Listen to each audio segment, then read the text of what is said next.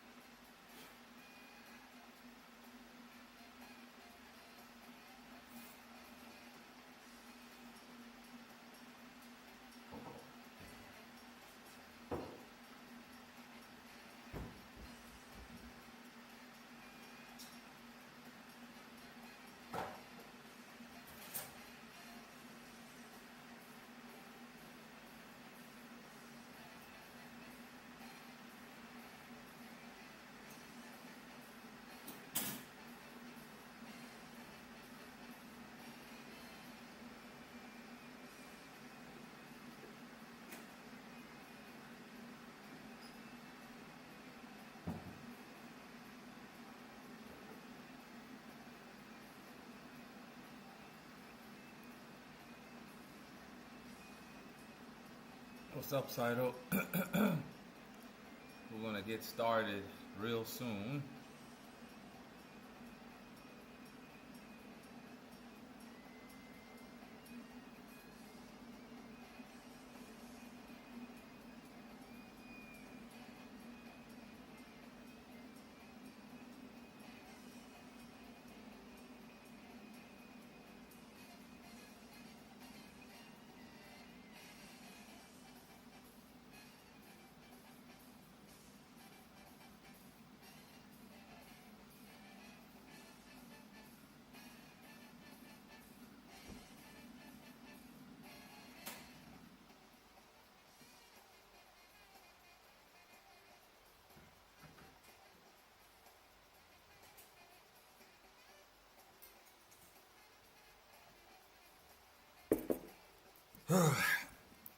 I was just making some lemon and cucumber tea while we wait for some people.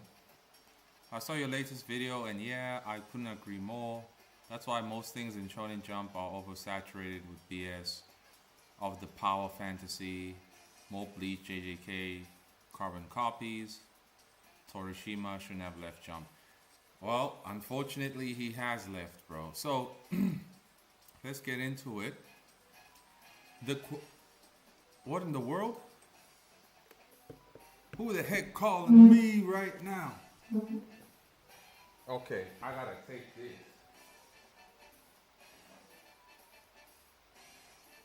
Oh, it's YoungWavy. Man. Let me answer. Hey, man. I'm actually on the live stream right now. Oh snap. Yeah.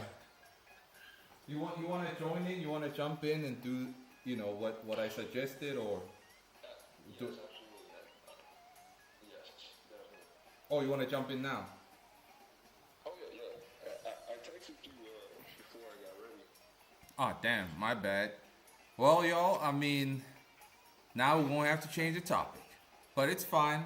I'll tie it back. Okay, I'll send you the Google link, and then I'll just change the camera to view what you're gonna be showing us. You got it? I can't show you anything right now. Oh no, it's cause I'm using my phone. I answered the call with the phone. So, and I doubt it would work well through the computer, so I have to send you the Google Meet link instead. Okay. Yeah. Okay, give me like 1 minute. I'll send it to you now. Alright.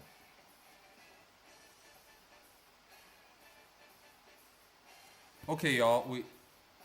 It's also important what we're about to do with Wavy here. So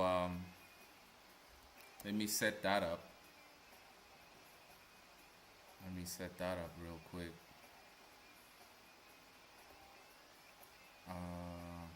Then we'll have this discussion another day. Tomorrow I'll be live with Pierce. He was out of commission for the week. Somebody put some poison up in his KFC and watermelon. You know. But he'll be alright. Let me set this up.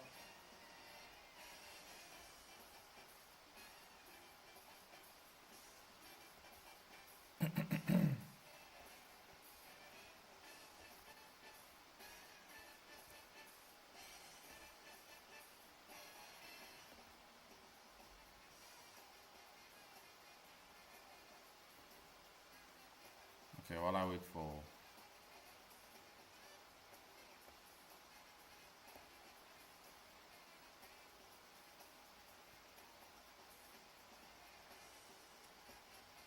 let me see.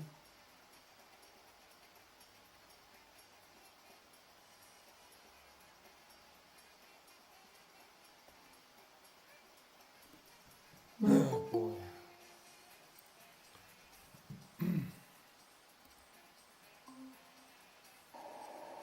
All right. We are all system go. Let me just Absolutely. change the view. Now, just a heads up, I am at the job right now, so. Do you have the magazine on hand? No, I do not. Oh, so okay. I guess for now we'll talk about the experience of finishing it.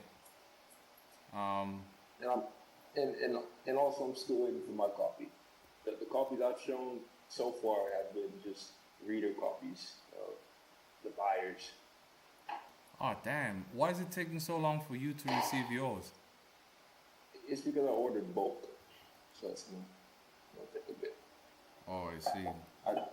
Yeah, so if you just order one copy, you'll typically get it within 1, 2, 3 days, 5 at the most. But when you order in bulk, it typically takes a lot longer because they don't print them all one by one at once.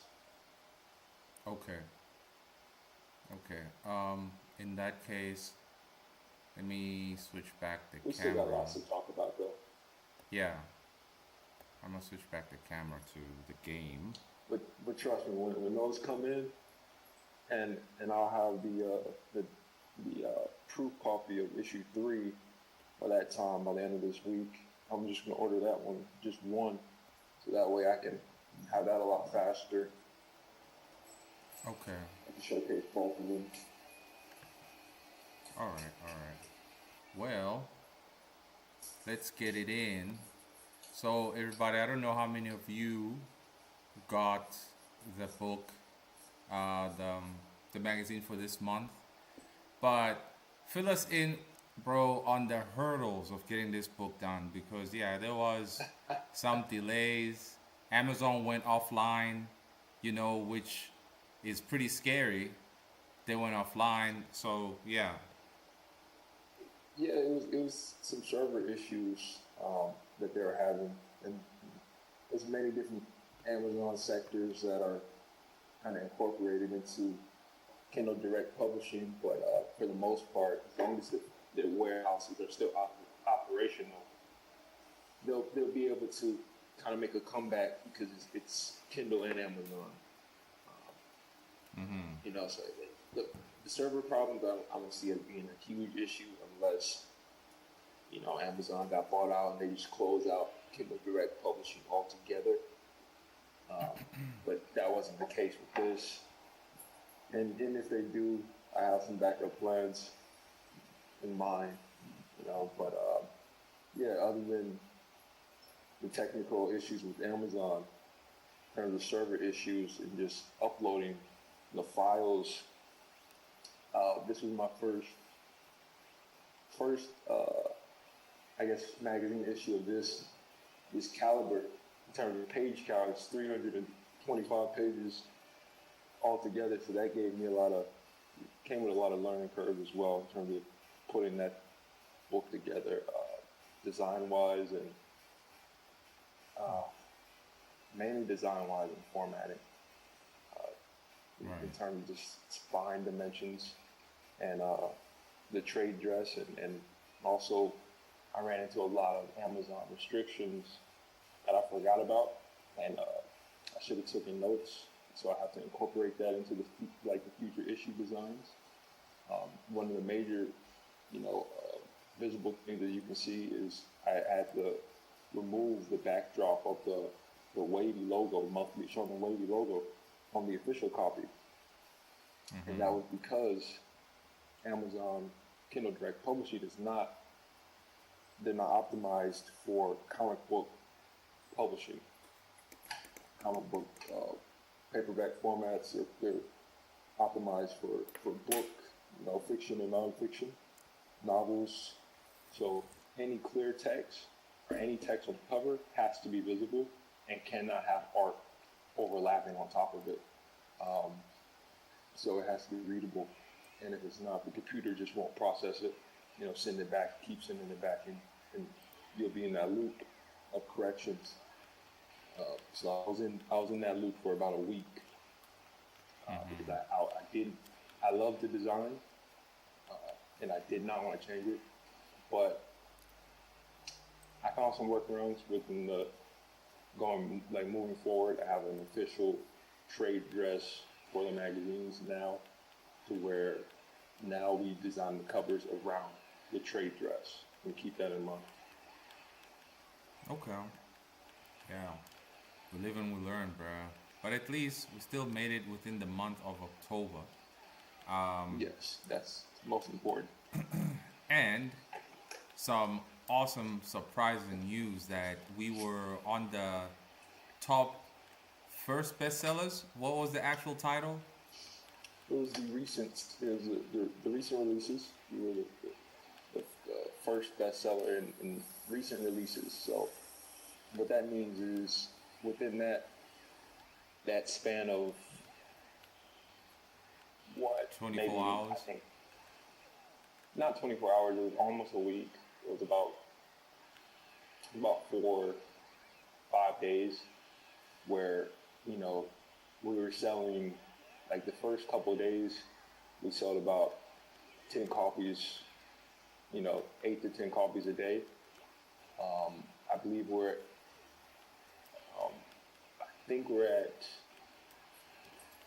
last time I checked all together, I think we're over,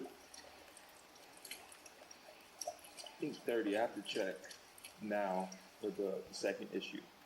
But that first day, I think we got 13 copies in that first day. Damn. And then we got 10 the next day.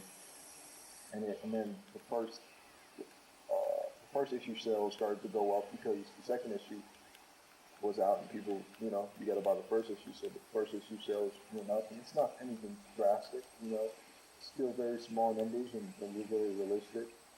We know it's going to take time to build we're building a non-existent market, right? We're building in a non-existent market, so it's going to take a lot of time and effort to build real numbers.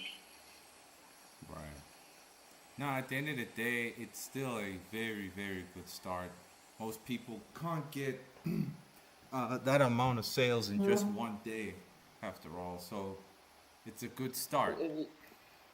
And one thing about Amazon, because they could be very misleading in terms of their rankings, right? So I don't even look at that as anything as a huge achievement. It's good to be in the algorithm. It's just to see that we're in the algorithm, right? So and the algorithm works, and it's not biased, right? So that's good. But in terms of actual, I see a lot of people taking that and propping that up on social media, it's just because you see, our book sold more than My Hero Academia or any other manga within that day or that those couple days in terms of just units sold, that does not mean you outsold said book.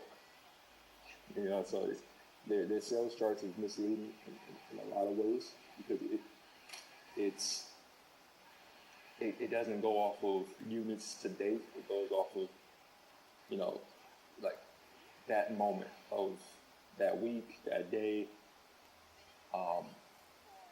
not really that month or year in set and so on in terms of like units to date from start of publication, which is the real, you know, honest way of making a sales chart and saying you're a bestseller, right? It's when you calculate units sold per, you know, publication date.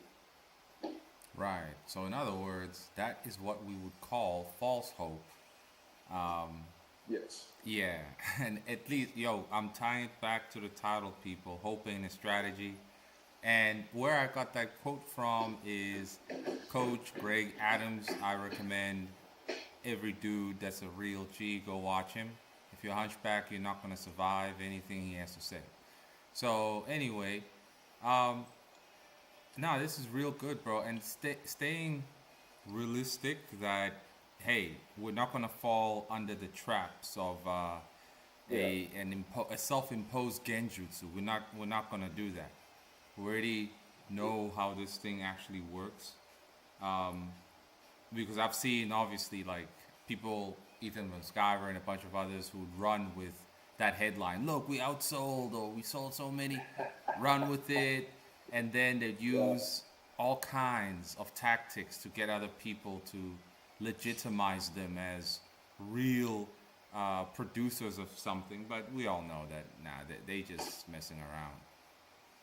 Yeah, and they let that get to their head in terms of, you know, it's definitely false, you know, sales charts. Technically, it's not, but they don't tell you exactly. Like when we think of sales and we think of, you know, bestsellers, you gotta account, you know, units sold per publication. That's the honest way of going about it, and not just counting for that hour, for that minute, for that, you know, day. Right. Within those 24 hours, you know, that doesn't really mean much. The best kind of the best thing about that is, you know, like I said, it was just our books being in the algorithm, and kind of that's a place where people go in terms of, like, that's like a hashtag essentially on Amazon, you know, those new releases, you know, best new releases, and our top new releases. So we were there, and if we can get there again, just in the influx of creators to kind of just buy our books at one time within a span of time, and we can, that's extra promotion, because that's where people go to look at what's new, what in their browsing are those kind of hashtags. Right. No, definitely. Now, have there been any hunchbacks who came after you? They're like, how could you partner up with this guy? You know? No. Like I said, I'm past that. You know, I think that's hunchbacks really only affect amateurs and rookies, right? You know, my work speaks for itself, so it's not much they can really say in terms of me. True, but these people don't care really about the work. They don't even know how to judge quality anyway.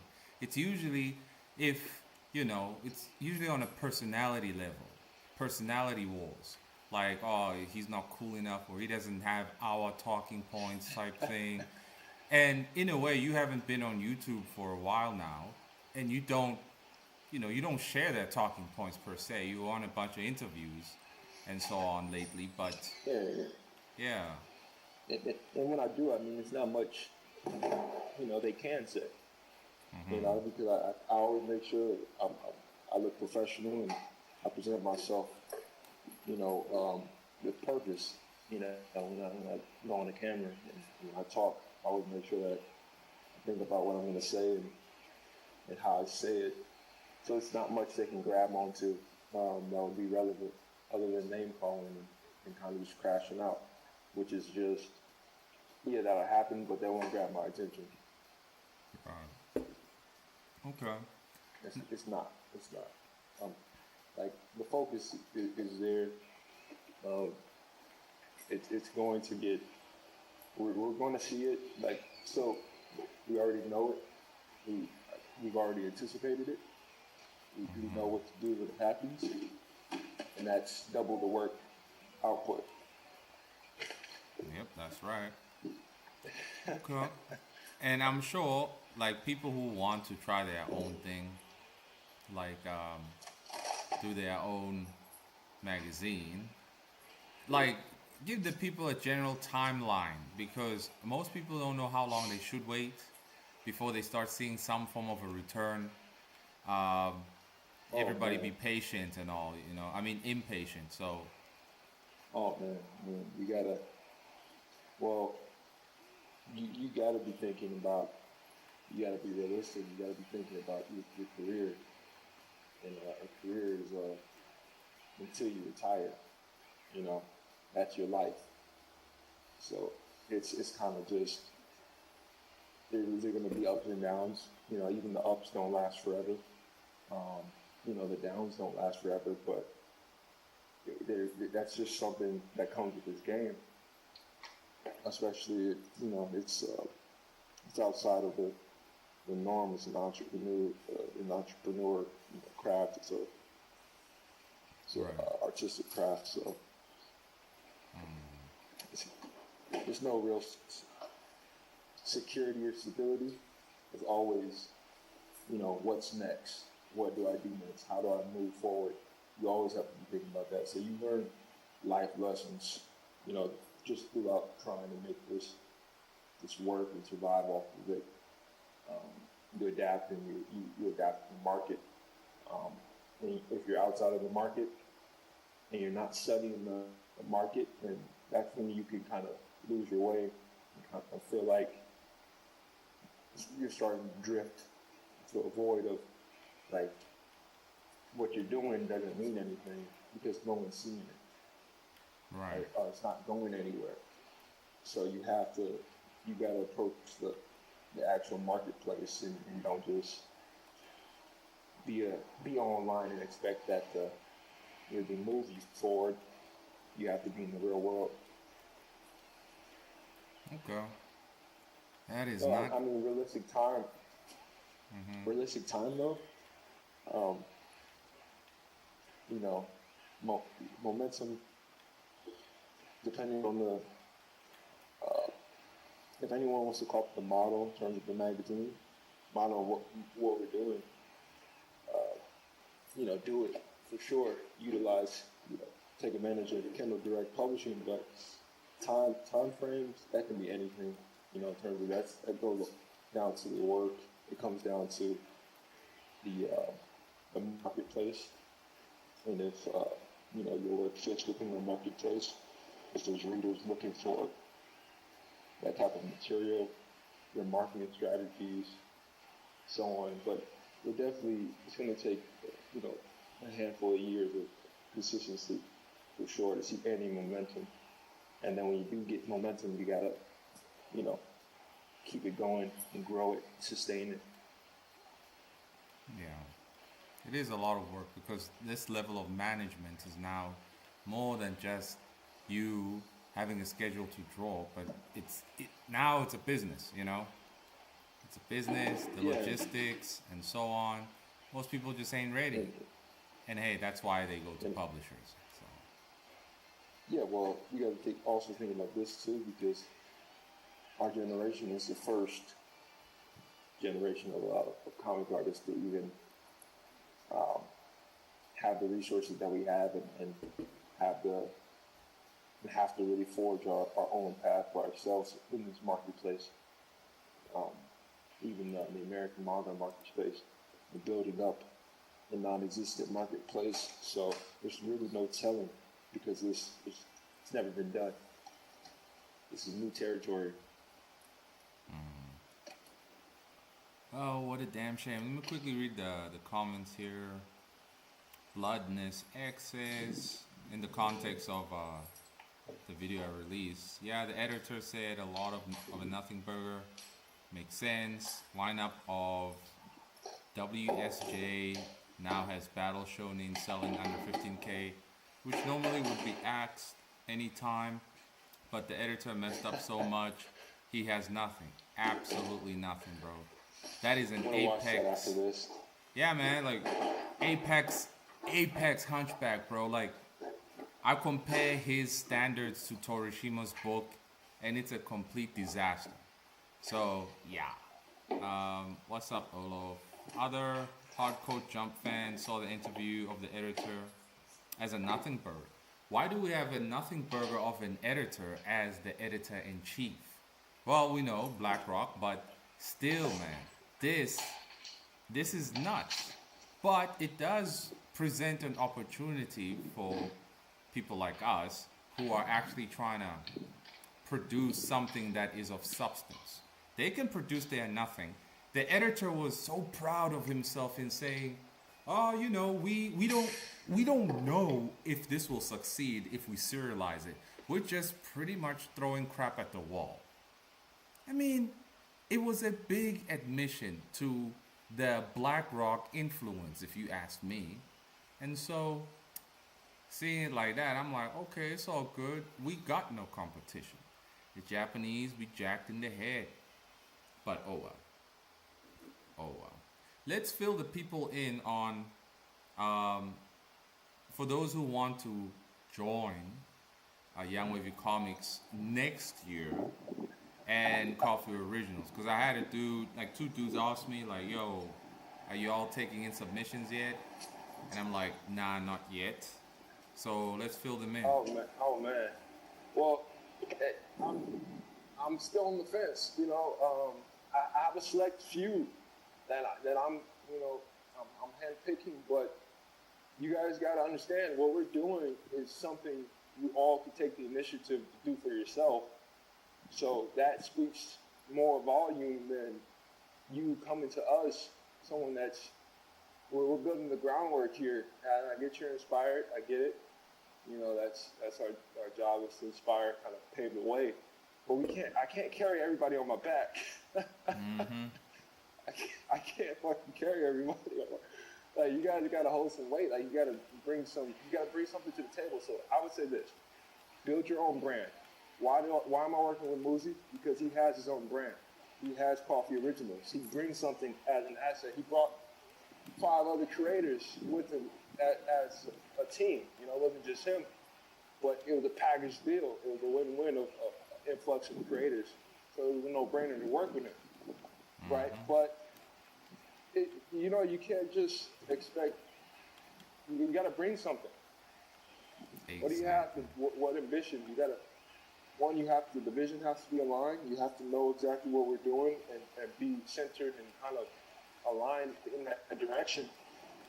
And then you also have to have something you're already building to contribute to the growth, you know? No freeloaders, y'all. No freeloaders. Especially a lot of people who do want to come in. It's like you don't even have a completed product anyway, bro. Like, look at your social media game. I factor in, one more factor is, you know, the financial royalties. Like this is, I'm giving out royalties for this. So the more, the less, especially because we don't have the reader base to even sustain, you know, the amount of stories that we have right now. We have to grow it to that point to even sustain the creators that we have right now, the team. So, you know, I have to factor that in. I have to factor in the entire team will be taking a royalty cut if I bring someone else on, right? So they have to bring something. Exactly. It is not as simple as people think whatsoever. And yeah, y'all, you know, it's Coffee Originals, Coffee Comics, bro. I'm going to be picky, and obviously Wavy going to be hella picky. the standards and all of that. So now, based on what you've said, I will though, tell you this. I got some good. I have some good people that I'm in talks with. Right.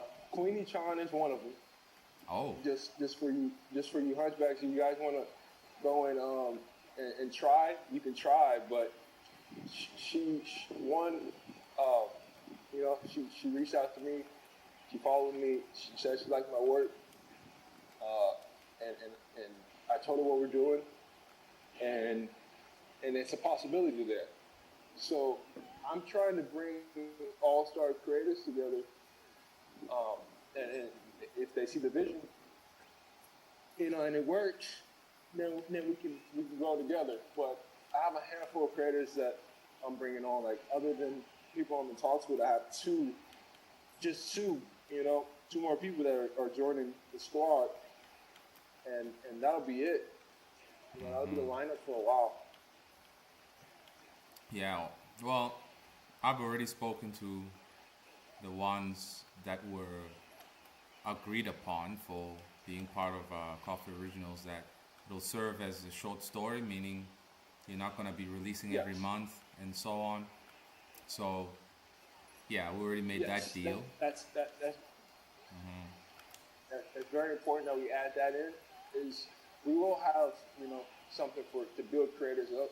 So I want to get to a point where we're doing monthly competitions, and I'll run that, of course, and make sure that I put that in the magazine issues, so that way you have a chance to just be featured, but you won't be getting an actual royalty cut from that, and that'll be stated in the competitions. It'll be other rewards, but it won't be because you're not an official serialized author. You won't be getting a royalty cut from the magazine issues. Right. So there's that factor, and if you're in this for the money, then I'll tell you right now that just keep on moving forward and working your job for money, because we're building here, we're building the groundwork with sticks and straws right now, on a very tight budget. Straight up. Yeah, this is the long ball, people, and this has to be an intrinsic desire for you. You have to see the vision, as Wavy usually says. You gotta see the vision. You gotta synchronize with the vision. You just gotta have the desire to make this work, and you gotta have something to say. A lot of people do want to be part of something because they feel cold living all isolated on the internet. You see this great fire and this flowing caffeine. You're like, man, this is warm, but I hate that one, nigga. So, well, tough. I'm here. I started the fire, bro. You want to come and be warm? You got to contribute. You want to cut the wood? You want to fetch the water down the river? You want to fight the bears off? Contribute, man. Absolutely. So. And I can't wait to see, even the creators that we work with now grow their own separate brands as well. So this is something that you gotta factor in this time that we're in. The reason why I created YoungWavy Comics, the imprint, and I've always had a plan for the magazine. Just I just said, fuck it, let's just do it, because there's no better time than now. But the goal was to build my own. What can I contribute to the market? And I see a lot of the things that publishers are doing that I wouldn't do, and I think that are obsolete and just not the way. So I think I can do it better in a lot of ways, in simple terms. So what can you say with your brand? What can you do with your brand? You got to be bigger than your art has to be bigger than just creating comics. Right, so that's what I did with YoungWavy Comics. It's bigger than me. Yeah, I think that is very, very critical. Like, each person came in here already representing an idea that aligns with the vision anyway. And a lot of people just ain't, I don't blame them per se. Most people don't have their own vision like that. Not everyone can be a leader, so it's understandable. But it's like, look, you want to join the tribe, you got to synchronize. And there are expectations from you that you're not just going to be ultra dependent on us. Not that we're planning to screw anybody over. It's just, if this is going to grow, then you're going to have to spread your wings, right? And not just stay in this one nest. Spread your wings, right? Go build a nest down the valley, and some little chicklets going to come along, and you're going to show them the way, right? All under the great umbrella of MANAA. And that's how it's supposed to be, you know? Yeah, and you guys got to remember that we're going to keep saying it. This is the new era. So if you're a writer and you're just a writer, and that's the only skill you have in this market, you won't get far unless you have a solid connection with the team in some way. You know, like a brother or a close friend or something like that. In this new market, you have to have as many skills as possible. So develop your skills, develop your, you know, you got to wear all of these hats now. You have to. The knowledge is there, the resources are there.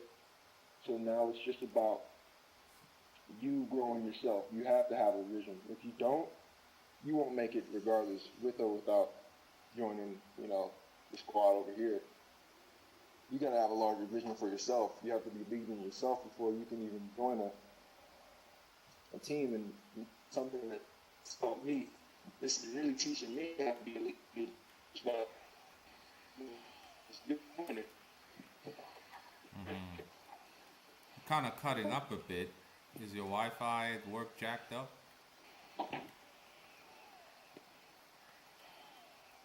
Oh, wait, what was the last thing you heard? That people need to lead themselves first. Oh, okay. Let me get a little closer.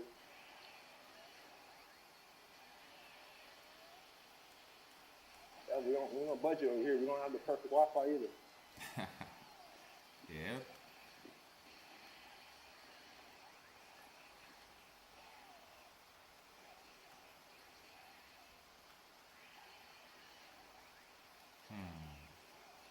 But yeah, that was pretty much it. Like, people have to, you got to start leading yourself and really doing the research for yourself. Because if you come into a team of creators not knowing even half or even a quarter of what this business is, like, you know, where you're going, and what you want to do and what you want to say with your work, then it's kind of like you still got some growing to do.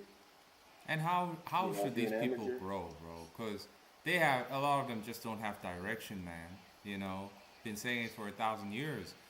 Dudes throwing crap at the wall, trying to see what sticks, trying to be something they not. And it's like, bro, you don't know yourself.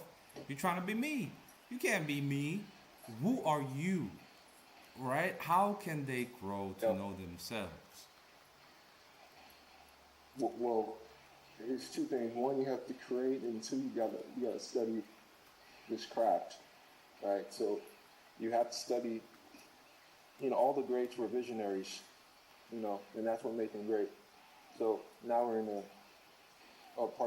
time in this marketplace where we're forced to, you know, rebuild the decaying American comic industry. And then in this decaying marketplace, we also are trying to build a new one. So you have to have a vision to even think of that, right? And to even think of that idea and kind of the grand goal of that, you have to have something to work towards. And I get it. You know, knowledge is one thing. That's what caused me to kind of mature as an artist, because I was also in that fanboy stage for my first year or two, you know. But it takes some getting out there, some experience working with other creators. I worked with a lot of independent creators over the years, publishers. You know, I've worked with a lot of people. I've done a lot of, I've done a lot of comic book pages in the last couple of years. But it, over the last couple of years, I think I've drawn a lot. I haven't completed a lot. I've drawn a lot. But even that mileage and learning from those experiences, you gotta constantly be, soaking in knowledge from other creators and the visionaries, even outside of this marketplace, right? Even just in general, in the world. So that's how you grow, kind of the mindset wise, and then also your personal life, and maybe you're stunted in growth because you're dependent on others, and that's what's stopping you from being able to visualize anything for yourself and your own path, is because you have others you depend on. That's one thing. I know for sure when I moved out of my mom's house into the streets, into the world, it's no more going back. I knew for sure that I wouldn't go back, and I'll never go back. And with that being said, that forced me to think about just me and where will I go in this cutthroat world that doesn't give a damn about me. Where do I go, and how do I navigate, and what do I do? What do I bring to this life? What is my purpose here, and what can I do? Right. So that's my work. Right. So that's what I have, and that's what I'm doing. But that's because I'm on my own. That forced me to kind of grow and evolve. So that's growth right there for you. You gotta uproot yourself. We talked about this too. Yeah, the uprooting part, absolutely, man. Guys, it is that simple. Not easy, but simple. The fear to uproot yourself, I get it. You don't know if you're gonna make it. You're too afraid you'll fail. Well, that's why you don't tell the whole world that, guys, I'm gonna uproot myself today, and I'm gonna go try this. You just do it without telling people, right? No one needs to know. The unknown, right? That's what having a vision is too. It clears up that unknown. A vision is something you can see and you can visualize you in those positions every step of the way. What step, and that comes from research, so that kind of clears up that fear too. Exactly. A lot of people really don't do their research, and even when, let's say, they're presented with facts and evidence, man, a lot of them just don't believe it. And I think they don't believe in stats, probabilities, anything, mostly because they don't believe themselves. They don't believe in themselves. It's like you've never won a video game, you never finished a video game, you never unlocked characters, and forget about your life in high school. You probably never played a match. You are always dead last in everything, and maybe this has convinced you that you are a bum. And then when you see other people trying, you want to hold them down, and that makes you a hunchback, right? You never wanted anything, you never got anything from merit, so now you want to sabotage those who are working hard. And that only, if you try to do that, being a hunchback and all, I mean, it just proves that I'm right. It proves that you are a loser, right? But as I've said, if you're under the age of 24, 25, there is still great hope for you within the circumstance. Gotta remember that part, within the circumstance. So it's simple. Absolutely. It's very simple. Absolutely. And you can, and one thing about the circumstance is you can always change it, but you got to have a vision and knowledge. Knowledge leads to you being able to visualize. You have to you got to feed your brain inspiration and ideas in order to even feel a spark of purpose in today's, reality right now in this world. So you have to, if you take somebody and just, give them junk the entire life, you see the effects, right? You just you just let them consume and give them, cheap dopamine and just unhealthy, you know, unnourishing things or even negative things, and you kind of get what you get what you make, right? So use that strategically and start feeding yourself, your mind, and visually watching and listening to things that expand your knowledge and help you grow mentally. Because a lot of people are underdeveloped in the brain. That was me as well, especially for a lot of reasons, either trauma or anything in your personal life, you could be underdeveloped. I would say the average man is underdeveloped, especially in the frontal cortex. Yes, but I'm speaking for black men in America. Oh. Because of the environments that we're in and we're raised in, not just black men, but anyone. But I can only really speak from my experiences and what I've seen. But anyone in underdeveloped environments, negative environments, that's what you get.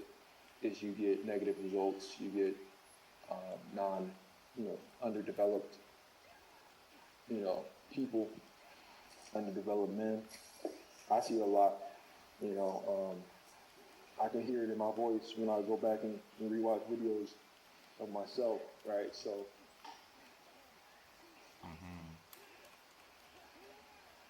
Nah, that's real, bro. That's some real ish right there.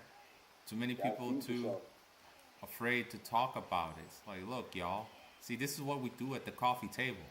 We can have these discussions. It's for your benefit.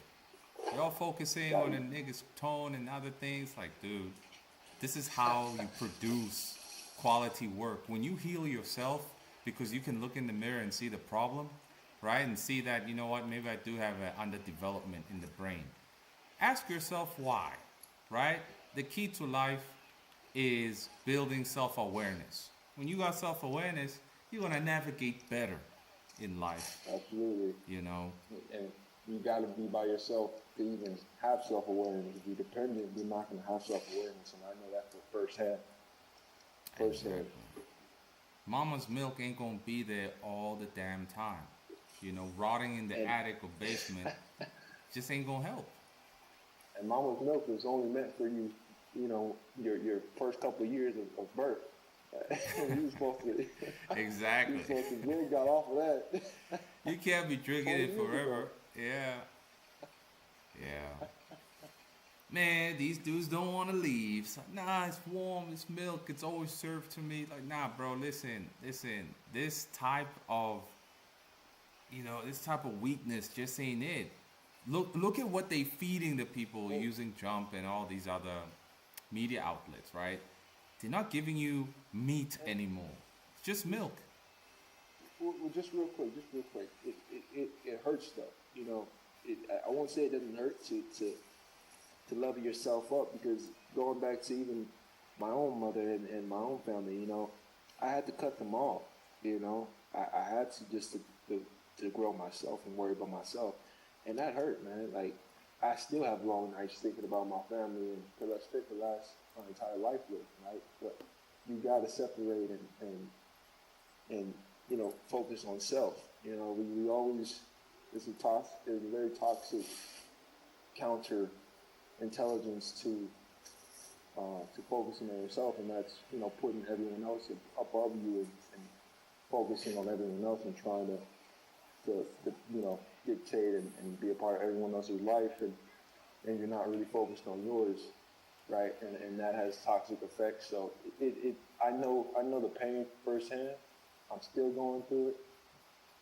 But it does make you stronger. Right. That's for sure. I'm a lot stronger now. Exactly, y'all. It can't be a Super Saiyan without some pain. Let me look at the comments real quick. Soil was asking, can I turn up the volume? The volume is high as can be, bro. I can't. Sorry. Do you guys' magazine have a demographic as in seinen or shonen or anything? Well, it's mostly shonen, but there are elements of seinen in it. But it's definitely got the shonen aesthetic, you know. So yeah, keep you saying this is some solid conversation. Thank you, bro. What's up, Rookie Rock? Art is a luxury, but the people who live in luxurious life wouldn't sacrifice for it. Just a bit ironic. I know. It is very, very ironic. People who are born in absolute luxury turn into, well, one of the biggest hunchbacks ever. So, pretty weird. Olaf asked, am I still doing paid reviews? I see no one has been having paid reviews of their work from you, probably because they're scared. I doubt that it's mostly because they scared, bro. I think it's because they don't have material. They don't have material, bro. Like, the dudes worked on 2 chapters, took them 3 years to do it. Now they too lazy to work on another one. So, I guess after 2 full years, they'll come back like, yo, man, got the next chapter ready for you. And that is not how you build a brand. You just gotta be doing this on the consistently. Wavy, this one's for you. Wavy, if I had went the same route you went, I probably would be far more successful right now as an artist. I'm 29. I can only imagine how successful you will be when you reach my age. You hear that, man? Uh-oh. Looks like he got... 1 second. Just had to handle something. I'm on the job. I'm on the Right, job. right. This is live. This is live broadcast right here. Okay. Hold on. I have to repeat that. Give me 1 second. Okay. Anyway, while we wait for him, this is that real food up in here. That's soul food. This is what happens on the coffee table, you know? We have a conversation. We don't need to be throwing rocks all the time. We don't need to be fighting, huffing, and puffing, right? We can have a dialogue, people. It doesn't always have to be a monologue. But people just want to lump me in and say, I'm just a boogeyman. I'm just evil. I'm just sour. I'm just bitter. Yada, yada, yada. And too bad for them, I'm not. Just mad that I'm too well-rounded as a fully functional human being, you know? But as I usually say on my Patreon, y'all, honestly, you need to abandon this life of fear. Fear ain't gonna get you anywhere, man. You're afraid of this, you're afraid of that. You're afraid of mama, you're afraid of papa. You gotta tell them niggas, like, look, pops, I appreciate you for, you know, bringing home the bacon, but you ain't gonna just be out here treating me like some little mouse, right? So, I don't know if I've ever said this online, but there was once a time where, well, I promised to give my kidney to my dad, and I didn't know that by doing that, that pretty much end my life. If you have one kidney, you're not going to function the same ever again. You're going to have heart complications, and you have to undergo 3 days of radiation. That's what they told me, in order to prepare yourself. And I was like, what? So I got scared, bro. I'm like, wait, I'm going to die. If I give this nigga this kidney, it's over for me. It's like, nigga, you had your life. I ain't giving you nothing no more. Right? Now, before I even said that, though, nah, I'm not giving it to you anymore. Dude was running his mouth unnecessarily. And I was like, first of all, in my mind, I'm like, I volunteered to give you this kidney, to sacrifice my life. And you won't disrespect me just because I'm your kid. By that time, I think I was 27 already, right? 27 or 26. And I just lost it. When the dude just was running his mouth, yeah, this boy, you know how African parents are. Blah, blah, blah, blah, blah, blah, blah, blah. I was like, you know, I'm in jail. I never got no hoes pregnant. I didn't crash none of your cars. I didn't steal nobody's money, right? I've been the type of son that most nigga fathers have dreamt of. And you gonna talk to me like this? This is completely unacceptable. And on top of that, you want my kidney that I allowed you to have and you will not do this again. And of course, what would a black father from Africa do when he hears something like that? He hears you defy him to that degree. Of course, it ain't gonna end well, right? So, dude reacted, how dare you? How could you? Yada yada. I'm like, no, you're out of order. Even if you were Nelson Mandela, I would tell you you're out of order. And ever since then, the dude saw that I could stand on business, right? And I think he realized right then and there that I'm not going to give up the kidney anyway, right? Because I didn't know you pretty much kill yourself if you giving it away. I didn't know.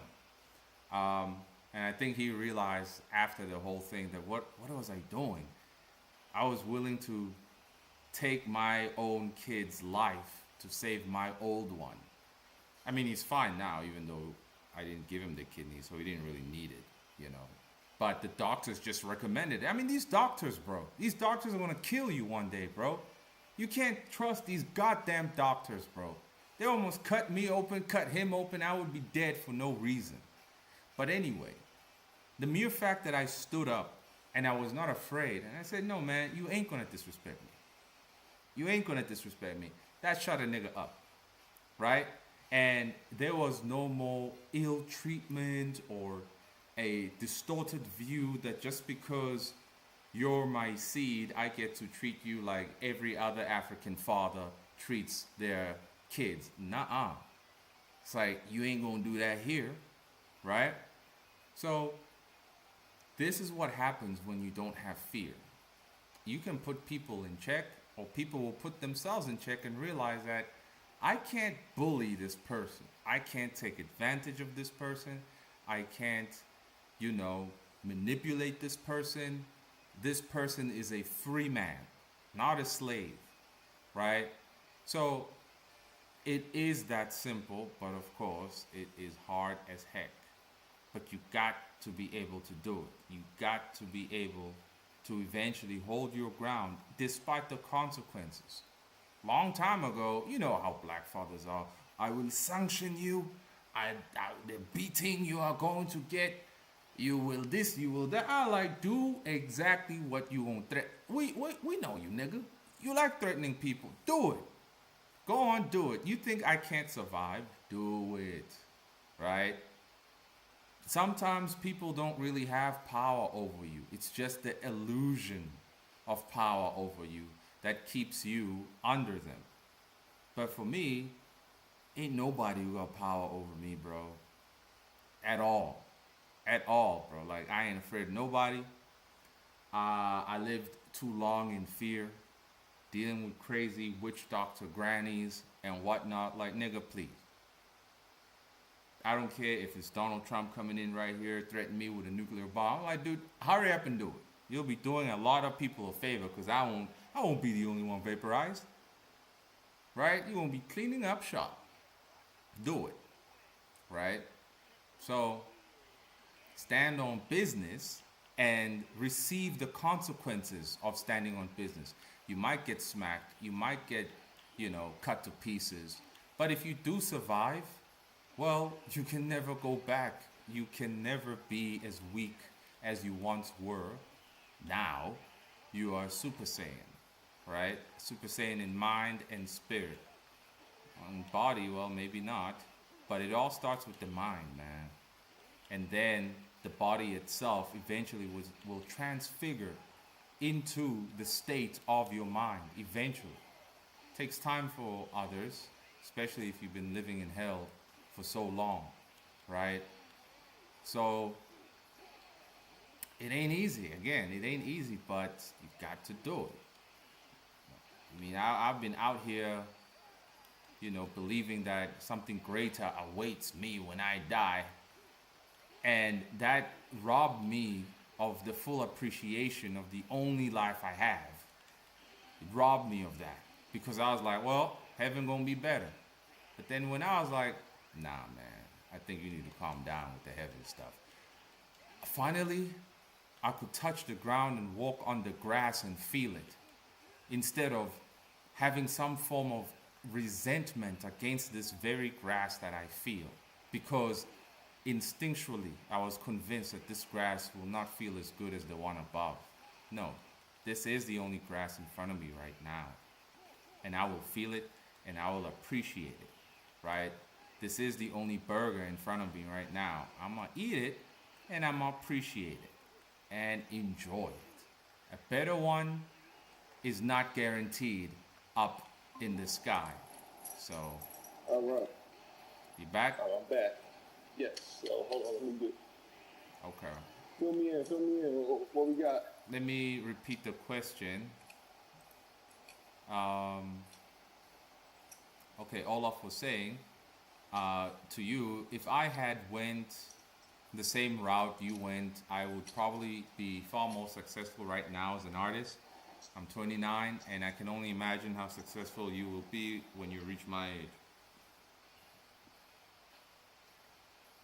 So, Well, I hear that a lot, and that's humbling. But the fact that you know it now and you see, you're smarter now, you can still do something, So until you're in the grave and you passed on, you have no excuses.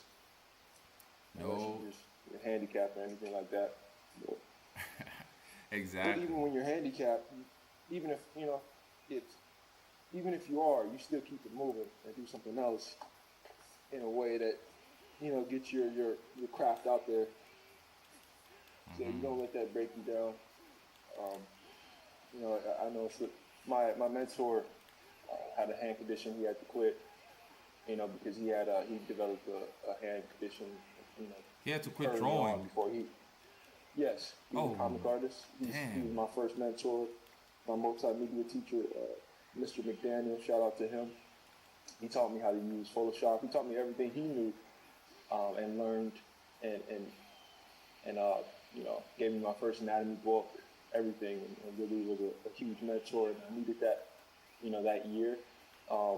If it wasn't for him, I would probably be in jail, or somewhere else, So he was a huge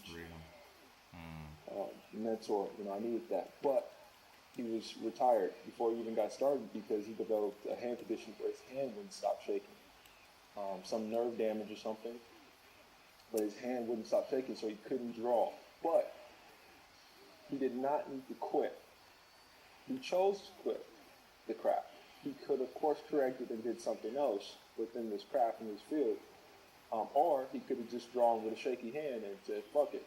Or his other hand, right? So you have choices, you have options, even when misfortune does hit you. And we all, at some point, will hit some form of misfortune and conflict. But we gotta, rise above it and move forward, keep it moving forward. Yeah, well so said. You live and you learn. Continue to learn, continue to improve, and it's never too late. There's veterans and old masters still working. Exactly. He really could have used his other hand.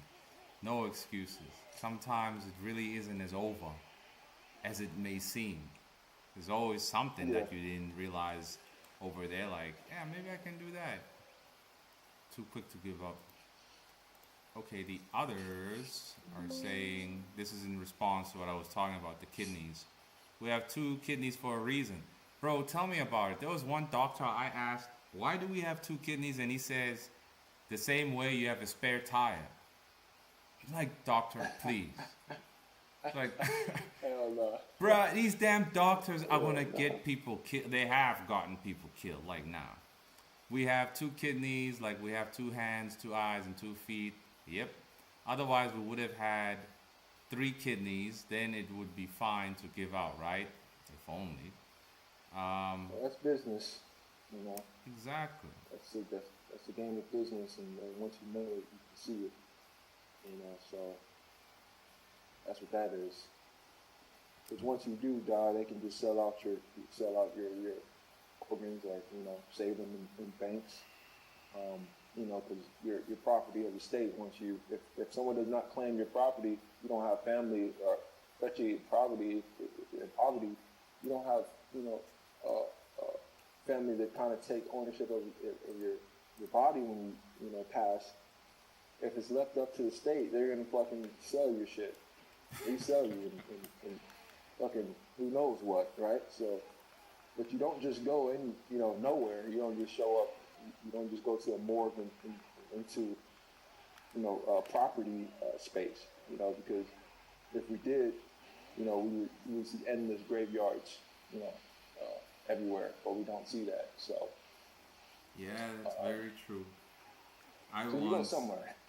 Oh yeah, I saw a whole truck of dead niggas, bro, like freshly boxed in a fridge. Oh, they were being transported, man, and I was like, yeah, this is real, you know. Kingslayer asks, coffee, Ice Spice, or Nicki Minaj? Huh? So, I said I touch on that in Holy Ark soon enough. You'll be touching Holy Ark. No, I'll be touching on that in Holy Ark in terms of the organ stuff. Okay. In all types of human experimentation and human father in a way, you know, things like that. I'll be touching on in Holy Ark just to you'll know it when you see it. All right, looking forward to that one. Ice Spice or Nicki Minaj, bro? Of course, Nicki Minaj, bro. I mean, Ice Spice was all wiggly looking, you know, in the beginning. She lost weight the right way, but she too. Man, fuck them hoes, man. Fuck them hoes, man. Yeah, nah, you know, but I'm still a real nigga, bro. I like me some booty, bro. Right? So at the end of the day, Nicki Minaj over Ice Spice, man, any day. But I ain't gonna let no hussy derail me. Right? I mean, though they did kind of mess up my plans today. I was supposed to go hiking with the boys. We needed to use the hussy's car, and she screwed us over. I'm like, damn it, you know? So anyway. LaMay says, losing a kidney can mess you up, even if the remaining one will try to compensate. I had no idea, bro. I mean, at least this one doctor who was kind gave me a whole Bible worth of complications that I'm going to be living with. I was like, lady, after I sign the document, you give me this Bible. What in the world? But anyway, I didn't have to give it out anymore, you know. So, yeah, the medical industry is just filled with terror and weird stuff. No doubt about it. Oh, yeah. Especially when they try to make you think that you're crazy, you know, that shit's all fucking. I've been through that entire system as well. Wait, did they also lock you up at Arkham Asylum? I came close, but I played it safe and remained, you know, didn't fall for the traps that they lay, and kind of realized that they're setting up certain traps to have you react, so that way they can lock your ass up and get paid. Man. It's all on camera. So if you show that if you're perfectly sane on camera, they get pissed off because everyone in there is faking like they're insane to get checks and get paid under the table and all types of shit. I saw all types of shit, man. Damn. And I'm just walking around all normal, and they have regular checks, you know, state checks and policies and all that. So they have people coming in there. And like if they see people just freeloading, like a lot of people do, or someone perfectly sane, then you know a lot of those people can lose their jobs and all of that, and the whole system, man. Yeah, these freeloaders of the system are a big problem. I saw recently Trump trying to cut down on that on the 8th of November. Niggas were saying they're gonna rob people's houses because you know the food banks will be obsolete. I don't believe that will happen because I don't care if you put the National Guard out. That is not going to happen. You know, it's just probably just some psyop. No, just more of a squeeze. You know, it always is, but that's what you know. That's what being dependent gets you, right? And I've kind of seen that coming in. I'm slowly making some preparations.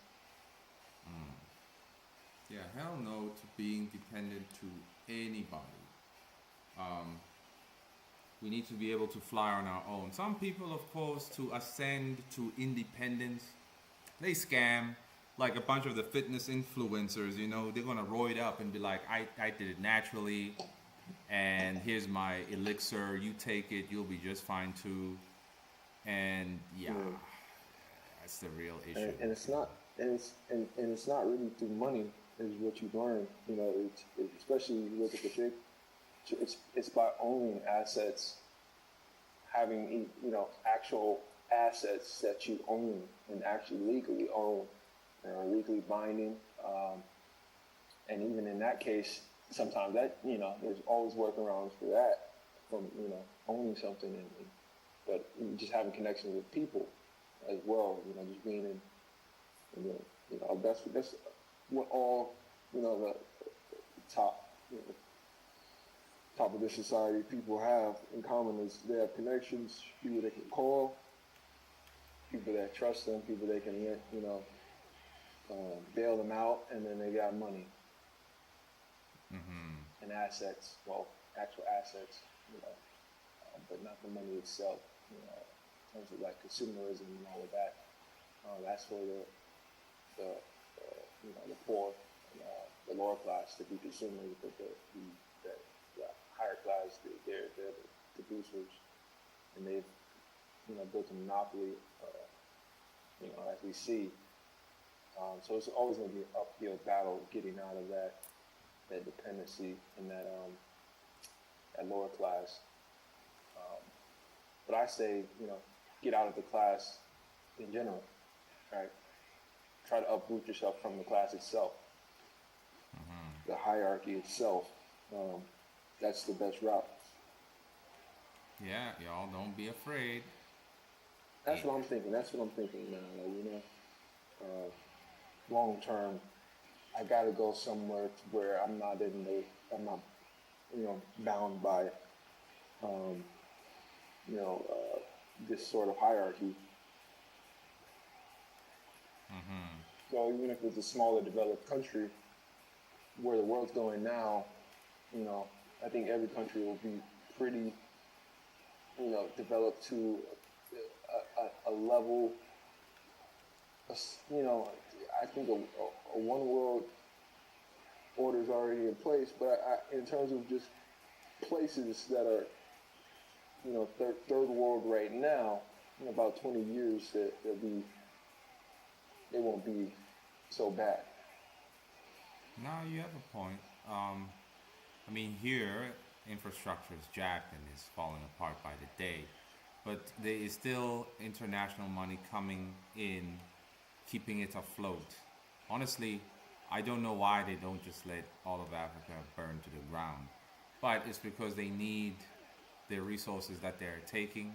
So you got to keep the people all right to some degree. Keep them well distracted, fed with liquor, and so on, drugged out with whatever. Cartels are even here.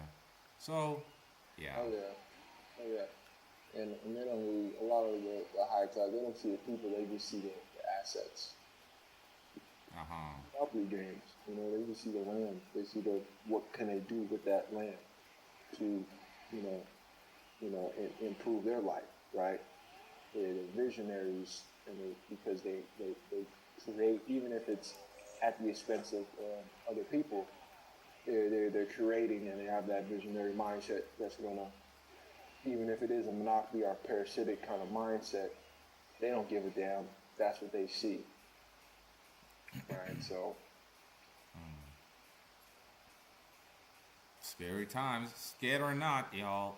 It ain't gonna be. Sure, the infrastructure might remain, Oh, we got to strike now. That's all. That's the point that you were saying. That is, if you want if you want to, before this industry completely collapses, it becomes an obsolete, craft. Before we get a generation of people that don't want to read physical, material at all, we got to be, taking advantage and be a counter to that. Exactly. And sustain it, because if there's no one sustaining it and no one passing on that torch to the next generation, it will fizzle out.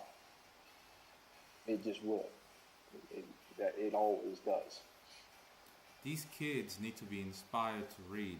You know, working at the bookstore, man, I see them little kids coming in. Usually, let's say young boys, because I unfortunately, them little girls are doomed no matter what. They're already watching Nicki Minaj Shake It. It's over, no matter what book you give them. But the boys, usually the moms would come in and be like, I want a book for my little boy. Do you have Diary of a Wimpy Kid? And Diary of a Wimpy Kid is kind of funny, but I'm like, it's Diary of a Wimpy Kid. A wimpy kid. Yeah. Like, Yeah. goddamn, bro. You know? You got to be able to see those things to really catch them. You know, so that's where you get those cycles of just so many different cycles from that. You know, if you're not seeing it and you're just seeing it as, oh, it's just a book, it doesn't have any long-lasting effects psychologically, or you know, anything you absorb when you're growing has an effect on you. You know, and that's just human nature. Right, so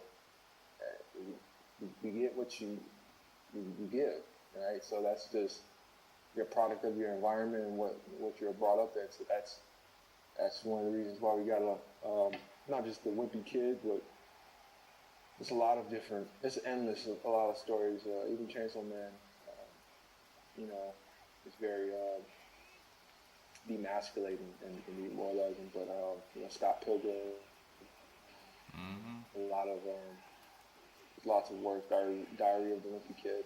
Even though it's comedy, there's lasting effects in art, you know, in creation, because it's all a part of the human experience, the human art. You know, so you're soaking it up. Whatever you see, whatever you hear, whatever you physically come in contact with, that has an effect on you, whether you see it or you don't.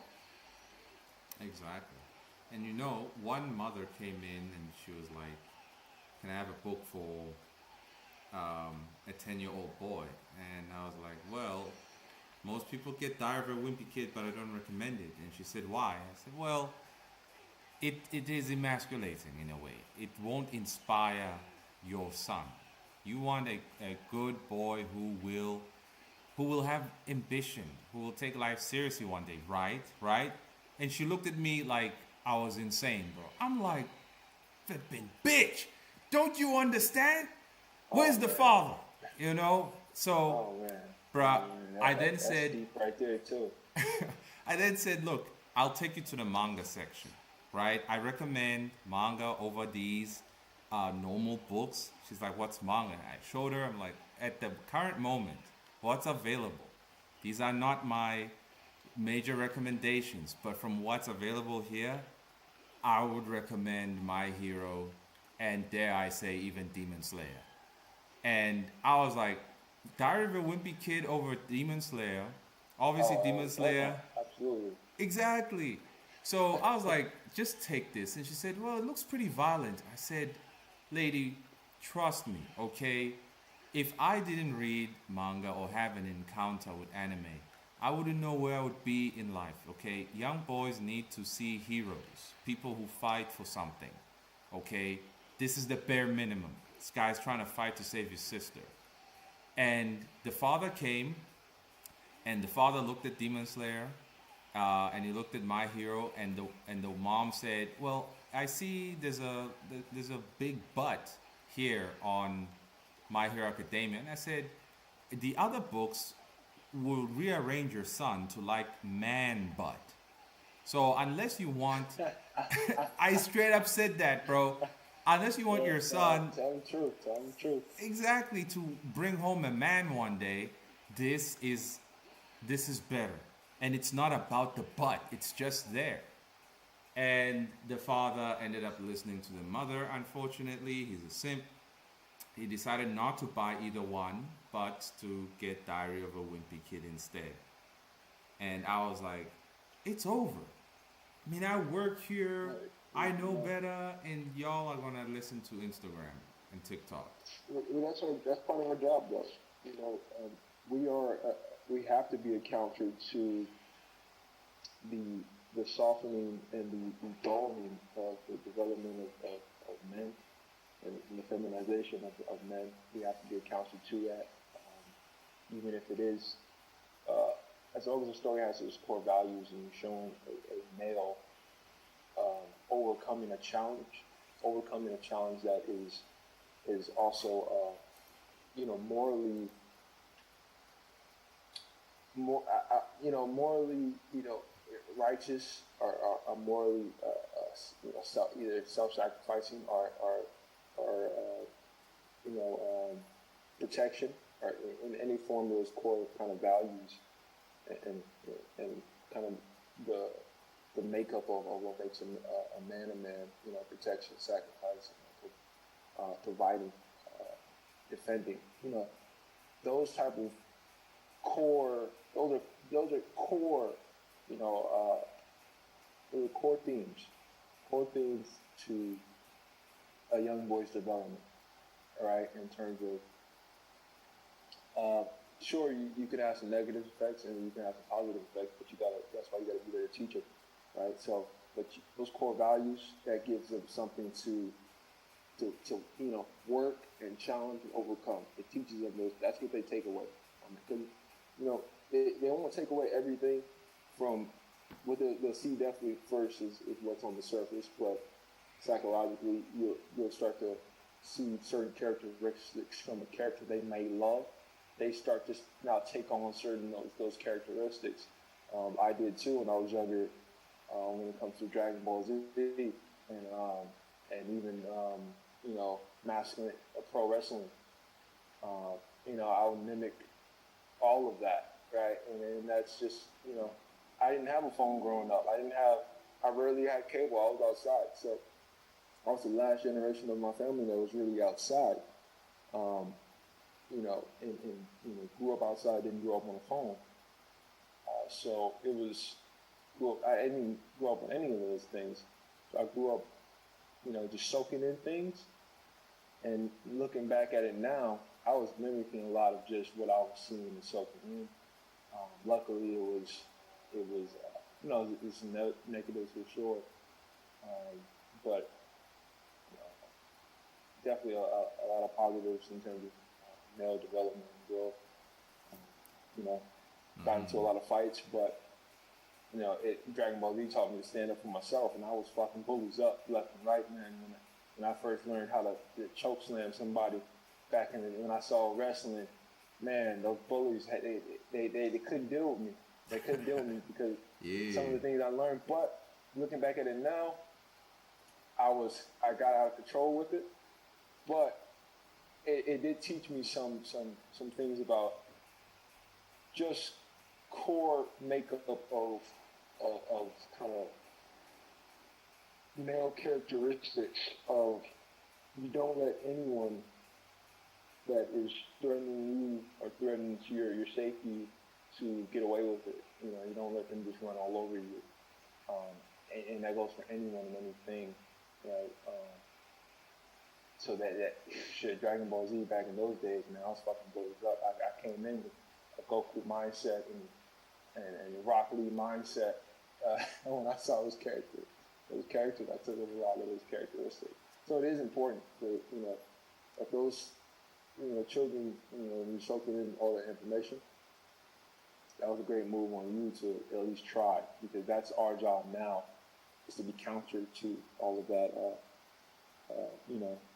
counterintelligence and the demasculation and the doing away of the values and kind of really deteriorating humanity itself.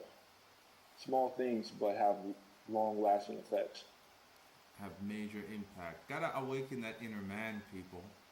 It's very simple. That hunchback editor, he's a flipping agent of demoralization, the new editor of Jump. So, yeah, we go deep in the full video. That full video is an hour, 30 minutes, guys. So if you wanted the whole thing, you know where to go. And just to add this real quick, your average, person now art has been slowly deteriorating to the point to where, people forget the actual value and effects that art has. something as simple as a book can alter your psychology and your psyche and who you become. Something as simple as text in a book, right, or just pictures in a book. Just conveying human experience. Anything, something as simple as that. Song lyrics. Visually. Anything visual or anything that you can hear and come in contact with and see has effects, especially in the arts. People forget how influential art is. Exactly. It's through stories and art that your subconscious is affected, translating you into the collective subconscious of society. If it's garbage, like Diary of a Wimpy Kid and a bunch of things, it'll turn your little boy into a man butt lover. And if you're a little girl, a lot of the little girls, man, they come to the bookstore. Sometimes I can't tell how old they are, right? It's so weird. They can be this 15-year-old that looks 25, this 12-year-old that looks 20, and they come in and they pick up the but the book talk books, right? That is pretty much like a porn movie in written words. And I would ask, like, how old are you? Oh, I'm 15. I'm like, well, you're too young. And she would say, well, I read the whole collection. I'm like, wait, what? So it's too late? She's like, well, I guess. I mean, I've been reading these. So a 15-year-old, 12-year-old is more fried in the head and perverted than a 20-year-old man. It's crazy. Let me read the comments quick. Oh, yeah. What are your thoughts on not safe for work artists? Well, most of them do that because they gotta pay the bills. So I can't judge anymore, man. I really can't. I know. Yo, well. Shit, even everybody has to pay the bills, but that's no excuse. It's degenerate. It is degenerate and it has lasting effects. But that's the worst part about it is most artists don't even know the true effects of the craft, right? Because they don't know the craft. And I'm tell you a quick little thing with Holy Ark that I took out. And some people notice it, some people don't notice it, right? But something as simple as Dominic smoking, I took completely out of entirely because I stopped smoking, and that's something I struggled with. You took it out? Really? Yeah, you don't even notice it, right? But he doesn't smoke. Well, I did wonder as to, where's his blunt, Because I don't want to influence anybody to smoke. I don't think you should smoke. So psychologically, I don't want to put that out into your psyche at all. I don't think that's cool. I don't think that's masculine. That's destructive. I was going to convey it in a way that made him be self-destructive because one, he's kind of immortal, but he's also self-destructive, try to feel human. I was going to add that part into it, and I probably still will, but he doesn't smoke anymore. I took it out. I don't draw him smoking. I don't draw him, holding a cigarette. Don't draw it at all for that reason. Damn, now that you mention it, I'm remembering that Vegeta doesn't smoke. He doesn't beat his wife. He's not an alcoholic, but he's got problems. There's other ways to show a character who has problems without the usual toxic behavior. So that is really destructive, toxic behavior. Like, that's not real masculinity. That's not cool. The only reason I put it in there because I thought it was cool when I drew it, and I didn't really know what I was doing when I was doing it. But it was also something that was a reflection of me at the time. Because I was a heavy smoker. And that's something that I struggled with from middle school, starting with middle school. It's something that I have to overcome. I've already overcame it. But it's always a lasting battle, right? To never go back to the old destructive ways. It's never, the battle's never done. Right? So you always gotta maintain yourself and keep you on the wraps. That's what's up, man. That's how a real dude does it. You be quitting on them toxic things. Luckily for me, never really You gotta liked. think about that. Uh huh. You gotta think about that with your stories too. You know, what is your character? Everything they do, everything you put into your work, you have to think about what's the reasoning and how is this going to affect the people reading it, right? So when you go back to degenerate, porn comics, it's no better than porn. It's the same shit. You're over-sexualizing and glorifying lust. I've been there. I've read them. I've seen them. I've been in very lustful ways. And it's not a great place to be, right? So, hell no to that. There's no excuse. If you want money, want to pay the bills, go get a job. I work for the man like I'm doing now. There's other ways. You don't have to sell yourself out and put that out into the world to influence an entire generation of groomers. Now, that's a new term, right? But just lustful, puppets right now, just purely lustful puppets, and women are weaponizing it, and that's also,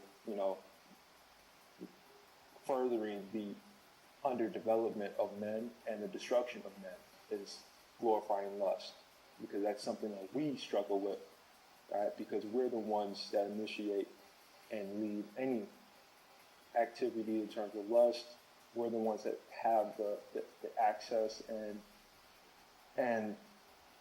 one have the seed, which is just something we have to kind of take back in terms of our power and who we are.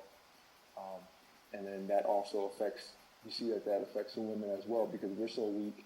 Now the women have weaponized it, and now they use it to survive, even if they know it or don't know it. Yeah, that's true.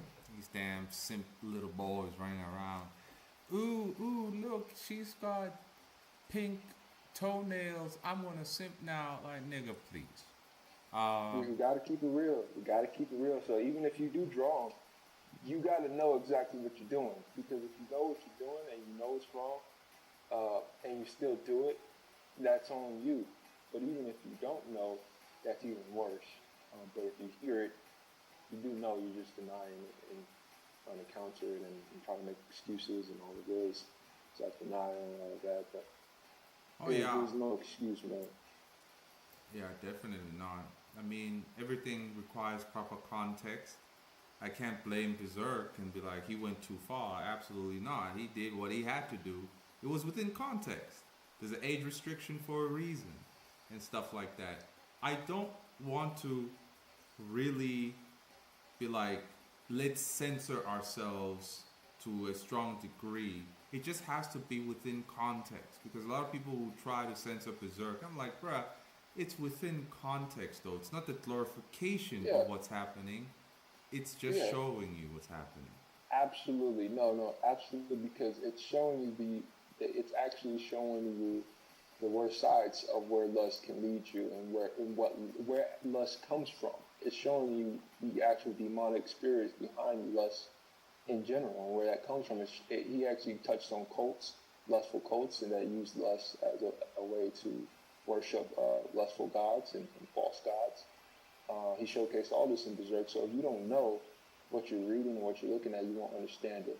But if you study it, reread it, look at it again, reread it, he wasn't glorifying lust. Every lustful demonic spirit got chopped down head first, body split in half.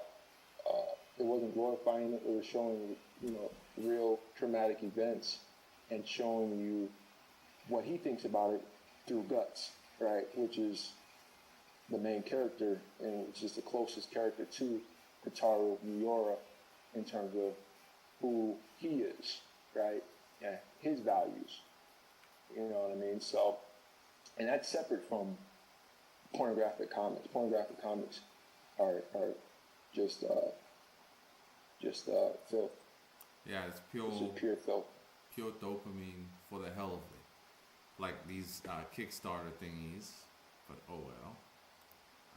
Yeah, and some people do soft porn is still good. That's all of that's still good. It's still the same. I can't even go on social media for too long without seeing soft porn, and so now I have to regulate the time that go on, and it have to have a purpose. Why I can't just fucking browse because it's just soft porn on there. It's gonna get me back to my old ways. So I gotta stay focused and get off that shit. Yeah. You can't scroll for too long, otherwise you're gonna see the booty there. And speaking of the booty, Bloodness X says, but coffee, them Ice Spice, ED Bleeze though. I don't know what you mean by that. Well, man, I've never liked Ice Spice, not her music. Okay, her music is catchy, but she's weird to me, man. I'm sorry, I just don't. You never seen Bianca Belair? Nope, don't know who that is. There was a series about it, about keeping third world countries wealthy, like certain places wealthy, to keep the business afloat and the people distracted. Yeah, there's plenty of books like that. The other, okay, yeah, look, that's what happens. Olaf says, the main character of Orera is a simp for a girl in his high school, but his character will develop into him learning to not place girls on a pedestal. Yes, man.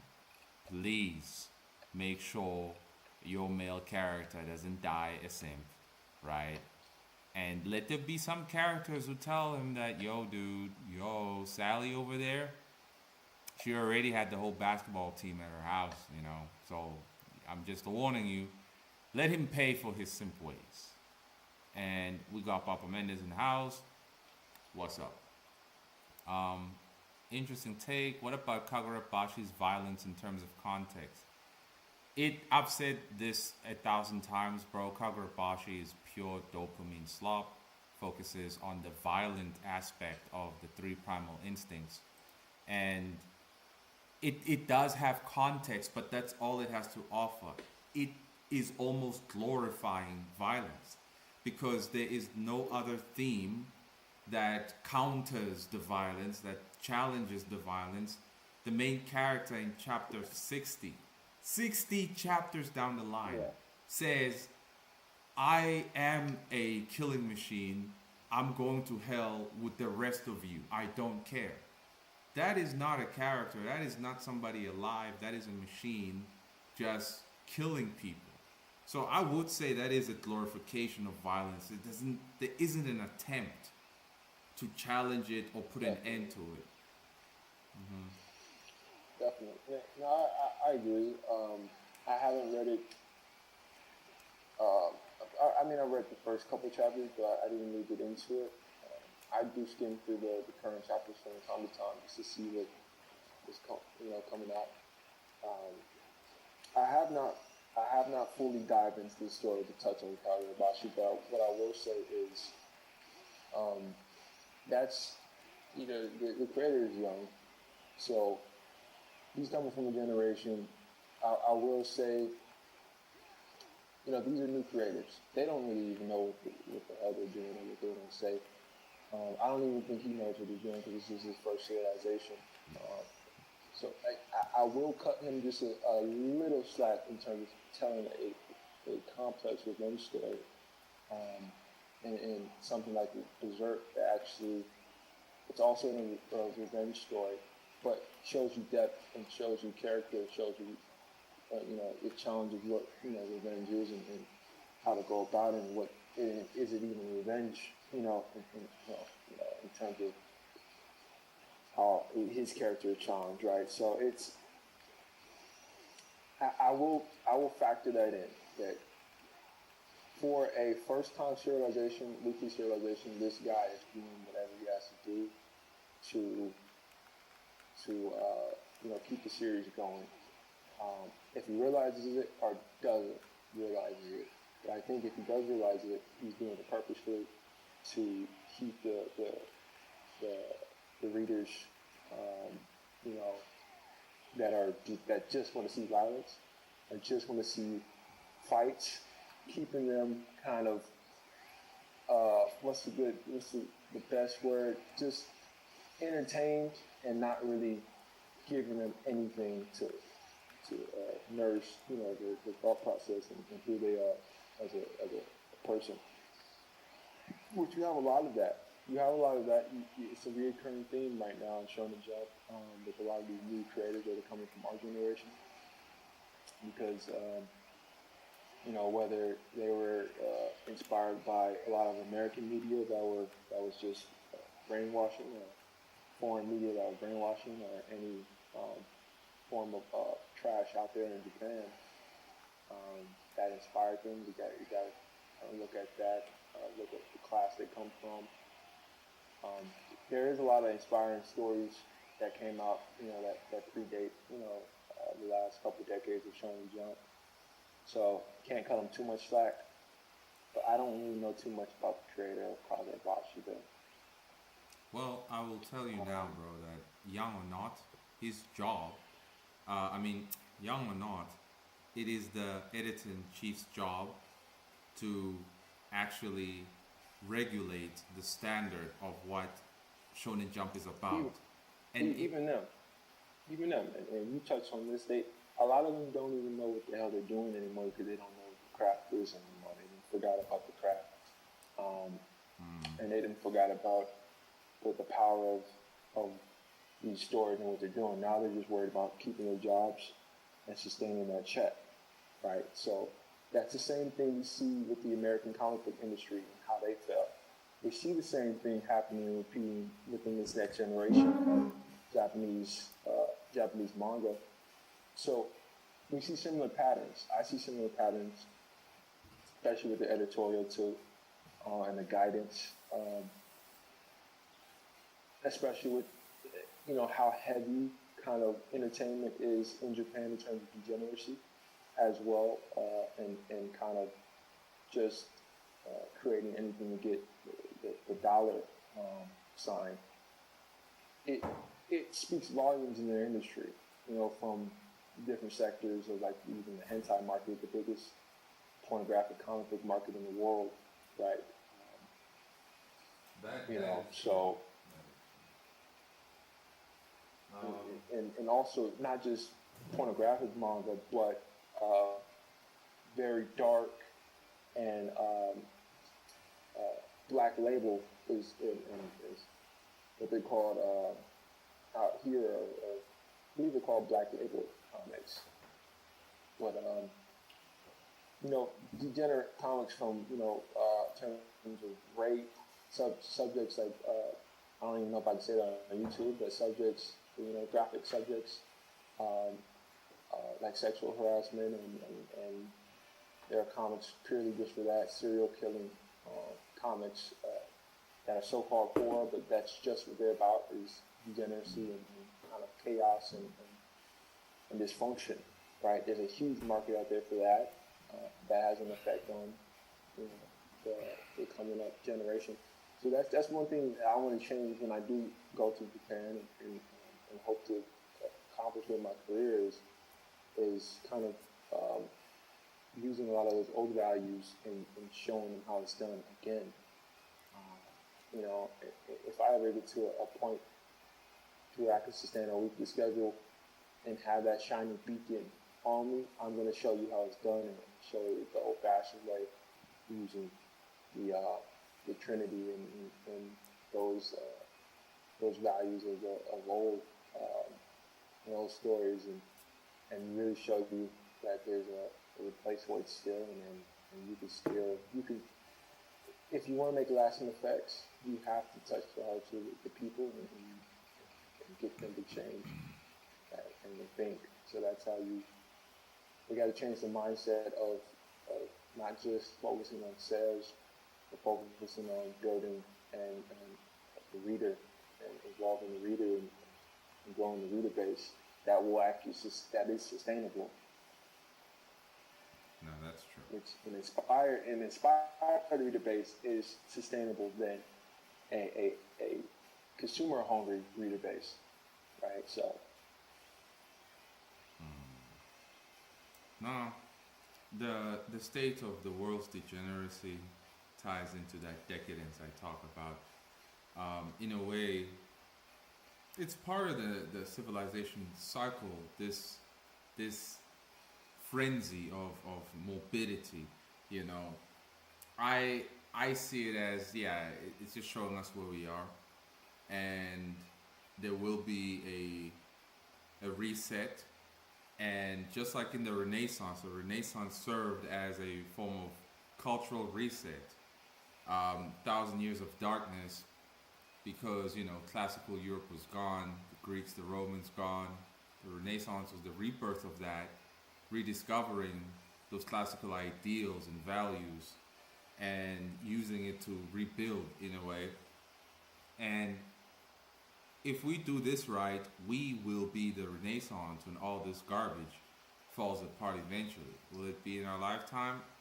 I think so, because technology, I see it. yeah, it's helping accelerate things. So people will burn themselves out from being whoremongers and be like, man, I want something good. And we will be there, waiting. And then we'll make billions of Yeah. dollars. And the studio is so important for me because I need to pass the torch and start expanding the torch as I grow.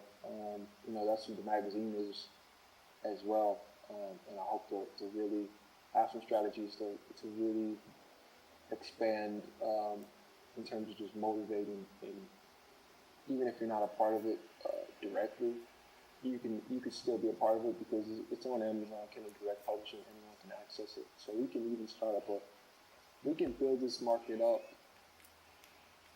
and it doesn't take much. It just takes a collective collaboration and inspired authors and creators to really sit down and create, even if you don't get anything out of it in the end, because that's, if you're not going to be on the front lines in terms of being fodder for any fake wars or any other conflicts that you think you can resolve by picking up a gun and going and physically fighting it, then you got to do something with what you create, what you say, with your work, your life's work. You got to do something else. You can't just sit and do nothing. If you do, then you'll see what happens. That's right. Let's see I see it for sure. I definitely see the vision. I just gotta get the momentum going with the magazine, and then I definitely do. I know I have to get to Japan, that's for sure. And if I can't do it for some form of sabotage, it's only a matter of time. But even if I'm slowing down on the self-sabotage, so I gotta really lock in. But if it's any outside sabotage, I'll make a way to do it here where I'm at, regardless of where I'm at in the world. Yeah, you do what you can within the circumstance. But I do think that's important. I do think that's very important because they have to see history being made to inspire, So I do feel like I have that pressure to try and make something. I have to do something that's legendary. That's not the norm, right? So if I say, for instance, me getting serialized in Japan is one thing, but getting to a weekly level in a very fast period of time. That alone, even if it does break me down, will have lasting effects. Will inspire I think will inspire a whole new generation. We just gotta stay alive long enough and not get Charlie Kirked. So, yeah, we'll be all right. We'll be all right. Bloodness X said, not defending Kagurabashi. Uh-huh. Well, remember, that's why we don't go after these damn hunchbacks. We let them be. Well, you can do it from far, but that's why we don't go. I don't. That's one of the reasons why I don't make conflict with hunchbacks, because it's gonna save hunchbacks. I don't see it. I just even I get voicing it, but Charlie Kirk was in the field. He was active. Lots of respect, but it had no effects. Yeah. It had no effects on those people he was challenging, right? It may have had effects on people that studied his work and saw it, lasting effects. I'm not gonna say it had no effects, but he could have had larger effects, not being so heavy in the field and really going for conflict. He was chasing conflict. That's true. For multiple reasons. He was chasing it, right? He was in the field debating, going for conflict and challenging people's worldview and their world that they even if it's false, are that's their perception of what they think is right, and if they want to destroy themselves, let them destroy themselves. But I get it. It's a double-edged sword. You want to be a hero. That's what it comes down to. You just better hope that if something like that happens, that your death speaks volumes and does something. But sadly, I don't think it will have much effects unless someone picks up the torch and does it in a different way. Yeah, definitely not at all. The whole movement is in the uproar of civil war right now. Pretty funny to watch, really. But anyway, I'm not defending Kawarabashi. I already have, but the villains are really disgusting criminals. So I can give a pass for an MC being like that. I'm also an ultimatum, but I agree it's a series. One second.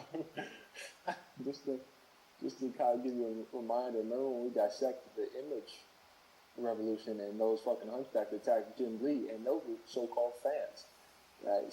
Right. Attacked him in his fucking vehicle. So you gotta, there's no hope for the hunchbacks if you have some sort of, whether you're challenging them or you're giving them what they want, they'll still fucking attack your ass if they see you in person. So it's just, they almost flipped his damn car over and he thought he was gonna die. It's fucked up. But those are mad hungry people that supposedly were fans and wanted to buy his books. But that's what you open yourself up to when it comes to fame and popularity. That's why most manga kids don't have their identity out there, right? Because you don't know the effects it may cause and follow you. Even me coming back on, kind of doing interviews, putting my face out there and all of that. I know what it comes with. I'm no longer. It's like with great power comes great responsibility with Spider-Man. Spider-Man had no mask on the entire time, and he was doing what he was doing. All of his people and around him are put in harm's way, and even himself, not just himself, but his people. So me not having no secret identity and me being out there, I'm technically in the field, not on the front lines in terms of the front active lines like Charlie Kirk. But I am in the field in some capacity. We're in the field, right? So it just comes with that, now people know who we are. So there's that. So now it's come to preparation and making sure you got the strap on you or you got some protection. I always got protection on me. I'm always, I think I grew up an athlete, so it's not going to be easy. I won't be going around no fight, that's for sure. But then again, going back to Charlie Kirk, that was a one-shot, assassination. So it sucks to see, but that's what this game is, and that's where it comes from. It's a battle for sure. and it's deeper than what it really is. Who knows how deep it runs? You do research, you study it. You may go crazy doing damn research yourself, but you know you. Oh yeah, you sometimes going too deep. If you know you can't handle it, like don't go too deep, people. I almost got that. I touched a little bit of that. I've had that. I went through that paranoia stage. You know, um, when you get an influx of knowledge that you just never thought was possible, and you see the world a lot different, right? So, but with that comes, you know, wisdom, and you still gotta put that social mask on and you know, navigate, right? You can't just, you're here, right? So when it comes to Charlie Kirk, he just didn't blend in. He put himself out there, you know. So let that be an example. Hey, you know. Yeah, he was too bold in his obscure belief. I mean, it wasn't sustainable, honestly. And yeah, he was an actor, but I mean, people can say security and nothing. Huh? No security, nothing. Yeah, it's like college, dude. Wasn't the first time. He's gotten into many conflicts that I've seen, but you know, it's like, yeah, I see the same thing with the Christians on the block. I respect it to a certain extent, but you have it. You got to be strategic in the way you approach, because you could just be giving up your life. And when you have an entire lifetime to really get your voice out there and really build something that's going to live on, right? Because we're all going to pass regardless, you know. But you need something to leave here. You got to develop that instead of focusing on the people, changing the people now, right? Going directly to them, trying to change them now, and instead of doing it the strategic way over time, and not so direct, but more covert, like you know, you know how you know, in terms of anything,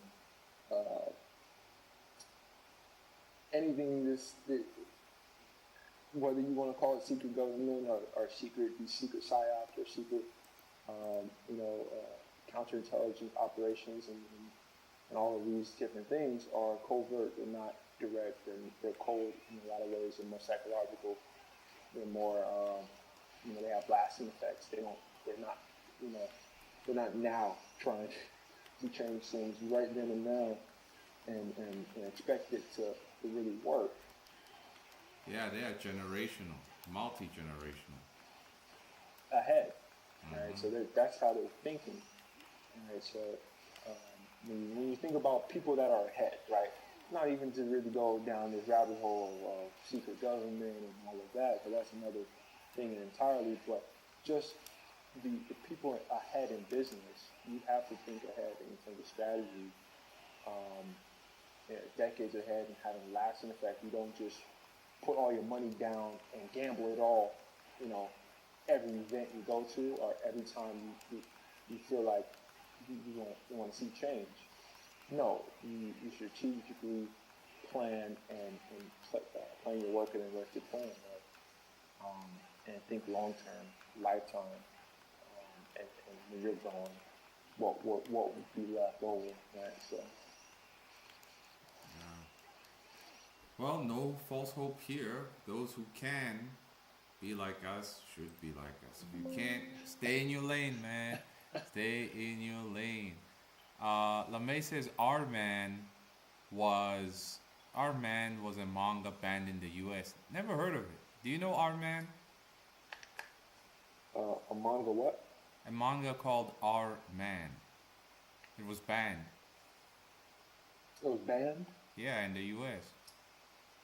Oh, there's plenty of manga banned in the U.S. And that's just because of how graphic and dark a lot of the you know, these niche markets in the manga industry is. Like Death Note recently got banned in Russia, and I'm like, so So it's Yeah, that's okay for right. Vladimir to run his tanks right through people in Ukraine, huh? But he gonna ban Dude, Death Note. Like, dude, the black label comics I'm talking about is shit that you only see in the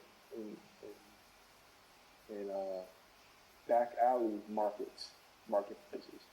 It's a store within a store, right? You don't see that. You don't see it like. So what if it's banned? It's still here, you know. So it's in the store within the store. You don't really see it now in this American market. You know, it's shrunk down to where you don't even see black label comics. There's no distribution, local distribution really going to be relevant. You know, there was a lot in the 90s. There was shit on black label comic books. In the 90s that were just, you know, that's part of that. That's the reason why the comics code was even created in the first place, is because a lot of the comics were very dark, and there was a dark side to the comic book industry. And you can go and look into it yourself. But what's his name? Ed Piscor? yeah, the creep. Piscor. Yeah. The same thing goes for him. I don't care how people think about it. I'm not, you know, in terms of his suicide and all of that, same thing goes for him, because he was a part of that marketplace. Red Room was one of those, it was a book that he was known for, and he personally created just about torturing, right? It was the dark web story just about torture, right? Just stories like that is black label comics. Just about dark web, people killing and torturing and uploading it on the dark web.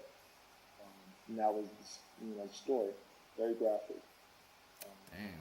Very, you know, I didn't really get into it just because that premise alone and just seeing the cover or the image turns me off to it. Yeah, that's crap. Right?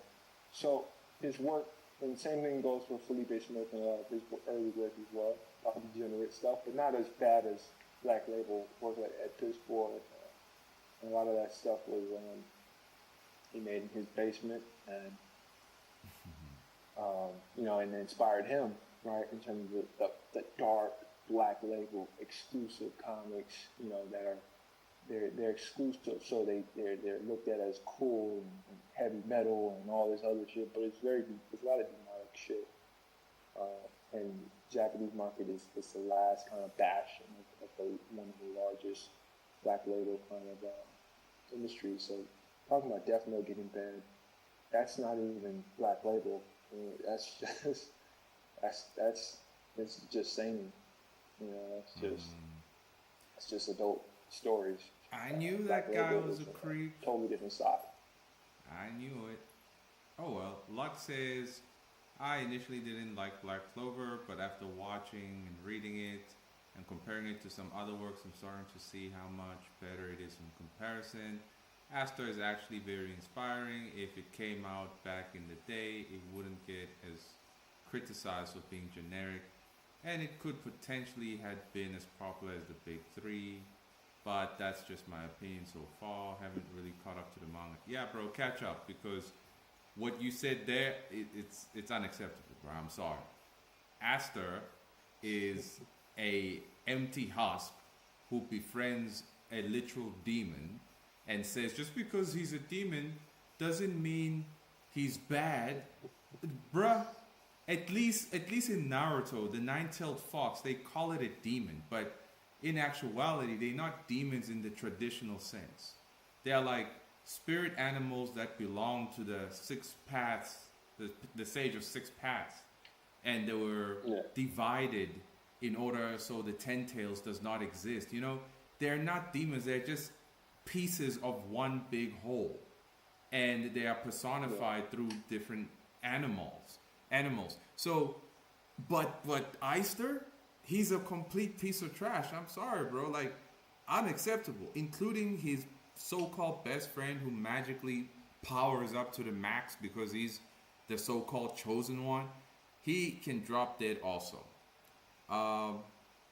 Then Bloodness says, Assassination Classroom got banned in the US. I don't know for what reason. because that thing was funny, bro. Not I didn't read the manga, but I watched the anime. Did you know that? Well, like I said, none of that stuff slides here. In terms of it, if you're Black Label comics themselves, none of this is Black Label, by the way, in terms of actual dark comics. But this is just the stuff they're censoring is they're cherry picking a little bit of violence, a little bit of this because of where this industry has been, right? So if Black Label comics were even legal, you couldn't read them. You couldn't. They're actually illegal. You know, they're sold in the back alley markets, right? They had their own distribution chains, their own printing. A lot of them were in-house printed because all the stuff that was going on in the books were illegal, and kids were getting their hands on these things. So that's where the comic code came from, right? So, right, which almost completely got comic books in general in terms of the craft itself would have been illegal and would have been banned in terms of selling, right? So that's why superhero comic books are still the lead of this industry, is because that was our way of rebuilding this industry and doing it that in a way that actually values and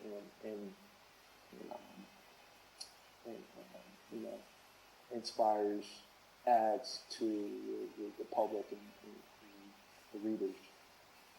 So that's one of the reasons why people say, "Oh, I'm tired of superheroes." That's what built this industry up when everything else that was coming out at the time was just trash and garbage and a lot of degenerate crap, Right. Yeah, that's true. So all this other Assassination Classroom, Death Note, and all that, that's nothing new. That's just censorship and in a lot of cases, but also just just like ultra sensitive in terms of some of the whoever's canceling it in terms of publication and not publishing. The culture problem right now. I did a rethinking about American culture. Because a culture is how the people of that society express themselves and their daily practices as they go about life. If you think about it, man, the American culture, I don't even want to say now, but actually for the longest right now, maybe for the past 70 years, it has actually just had the overtone and overlay of some form of Christian morality, but in actuality, I just see consumption. Consumption, man. Because how does one express themselves if you remove the morality, if you remove the Christian influence morality? How do the people generally want to express themselves? If we look at the Japanese, how they express themselves in the public space, they have a rule: don't be a burden unto others. And I would say part of this hunchback problem, it's the modern culture, right? Like, they don't know how to express themselves. That's why a lot of them virtue signal, right? They virtue signal on a moral basis because they don't know what else to do. And if this is the case, no wonder they don't really subscribe to any of the ethics and ideals that can be in comic books. They'd actually mock it. Like Ethan Van Sciver, he mocks anybody who's actually ethical. He mocks anybody who has books on anything that's actually idealistic. He mocks it. So no wonder these people don't really believe what we're saying, because they don't really have an ingrained culture anymore. It was just a facade. It's sad, really. What do you think? Yeah. Well, you're gonna have to repeat the question from the beginning, but in terms of thinking about Ethan Van Sciver and and Oh. the effects on. Are you talking about the effects on the readers? I'm saying that the general American culture is non-existent, and so I'm saying this Okay. because the books on truth, justice, forget the American way because no one knows what that is anymore. Just the ideas Yes. of truth and justice, ethics, doing better, the ideals even Goku represents. No one really embodies those because they never believed in them. They never lived by them. They only lived with a sense of morality borrowed from Christianity. But if you remove the morality, right, they don't know what pillar to stand on to be like, this is my culture. So when we create what we are creating, a lot of these people are just consuming what we are creating. It doesn't register in them that this is actually a reinforcement of how we ought to behave as humans in this society. Absolutely. Well, I think it's just. I think it comes down to rehabilitating the readers, right, and what this craft means. We have generations of poorly demonstrated showcasings of what this craft is capable of and what it means to be a comic artist in general. So it comes down to just rebuilding. I can't really. One, I would say Ethan Van Sciver doesn't have as much of an influence or reach on the actual market itself. He's in an echo chamber of a select online, audience, right? So it's his own market space right now. The crowdfunding market space is only the crowdfunding market space is not even in terms of active readers that think about Ethan Van Sciver. I would say it's less than 2,000. No doubt about it. He been 2,000 lying. people now. It seems like it's a lot more than it is on social media. You're seeing a lot of the drama and the keyboard warriors, but don't let that fool you in terms of the real world market. This guy is a failed comic artist, so. But that goes down to anybody, in terms of values and traditional values. We got to rebuild. A lot of people don't even remember or didn't grow up on it. They just grew up consuming stuff. They don't really know. And even if they gravitate to it, they don't know. They still don't know. Right? So it comes down to rebuilding and kind of re-educating. Oh yeah. Now we gotta play stepdad to all these damn niggas. Well, that's a good thing. That's the best part about the American manga market is most of the things. The American manga market means multicultural because America is a combination of all cultures, worldwide cultures. So it's not it's not bound by any culture or where you're born. That is America. Freedom to the people, right? So American manga, that's one plus. Second plus is it's not connected to the American comic book market. It's in its own separate niche, separate market. It's not connected to the Japanese manga market. It's in its own market, its own sub market, which is non-existent right now, but we can build it up into something that it's more than it speaks. It's one that's lasting. It lasts longer than whatever anyone else did and tried in the last couple of decades, like Tokyo Pop, and the list goes on and on. But a lot of fails in terms of the attempt of trying to build this market weren't genuine. So it's nothing lasts, right? So so that's the best part though, because it's its own separate market that's still in a building infancy stage, and it only takes a select few to really pioneer it. Okay. Well, it ain't And I gonna think be that's what we're doing easy, here. but we will do it. We are like the only ones doing it anyway. Uh, I don't see nobody else trying to push as hard as we pushing. They are struggling to work together, you know, Yeah. charging people subscriptions that are over like $5 million. So yeah, Well, that's competition is non-existent because their competition still attaches themselves to the manga market.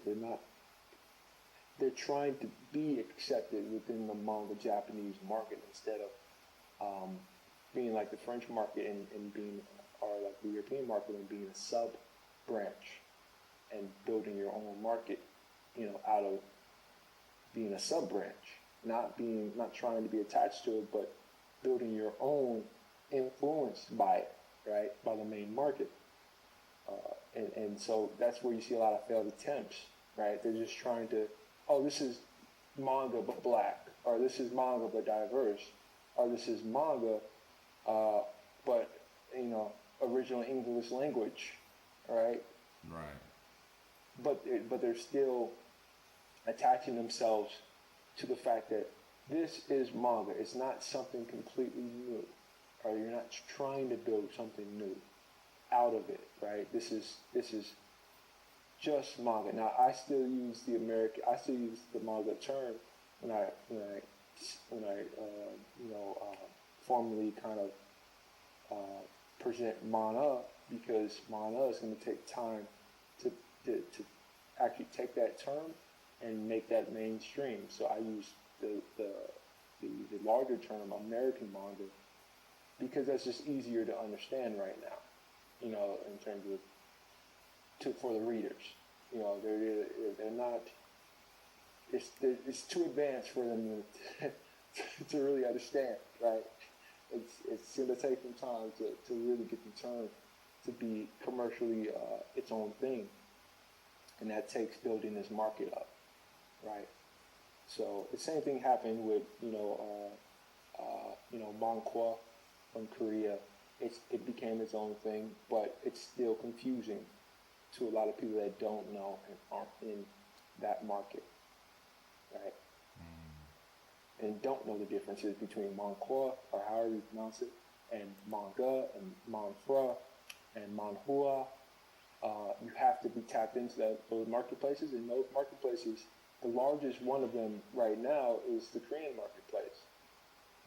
All the other marketplaces are pretty much non-existent in terms of the worldwide market, but in terms of their own individual sub-terms, they're non-existent to the average manga reader. So it takes educating and making that's going to be for the try hard nerds that really know their stuff in terms of the different sectors of this industry, comics, American comics, and the sub branches and genre and sub markets within this American comics, and then you got manga in the sub markets within manga, and so many in between. Yeah, it is gonna take a while for the term, I guess. But I still use it though.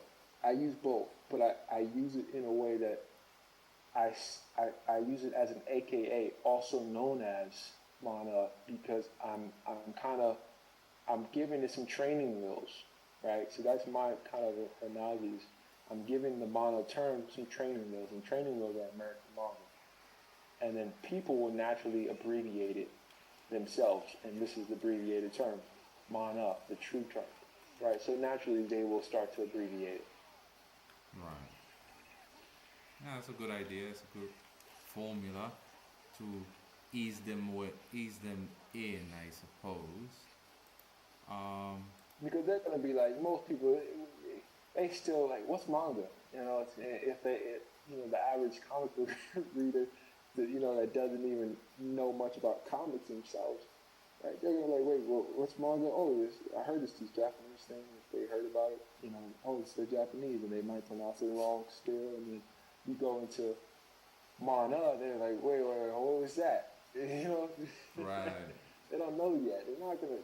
They're not tapped in. So we have to rebuild it. We have to build it from the ground up. The comic book market itself is fucking, you know, obsolete in terms of your average reader that walks into a store, a bookstore. So, you know, comics, you know, like they think superhero, or they just think of comic strips, or maybe they don't even really think of anything because they've been tapped out of it for so long. That's true. Okay, man, I think we're gonna have to cut the stream here. Thanks everybody for joining in. Tomorrow we'll be live with Pierce. Head over to that Patreon if you haven't already. But now you've got some information on the magazine. Once Wavy gets the bulk fully delivered, we're gonna be going through some pages, you know. But we'll have some more videos for sure. yeah. All right, y'all. That's it for now. I'm gonna end the stream.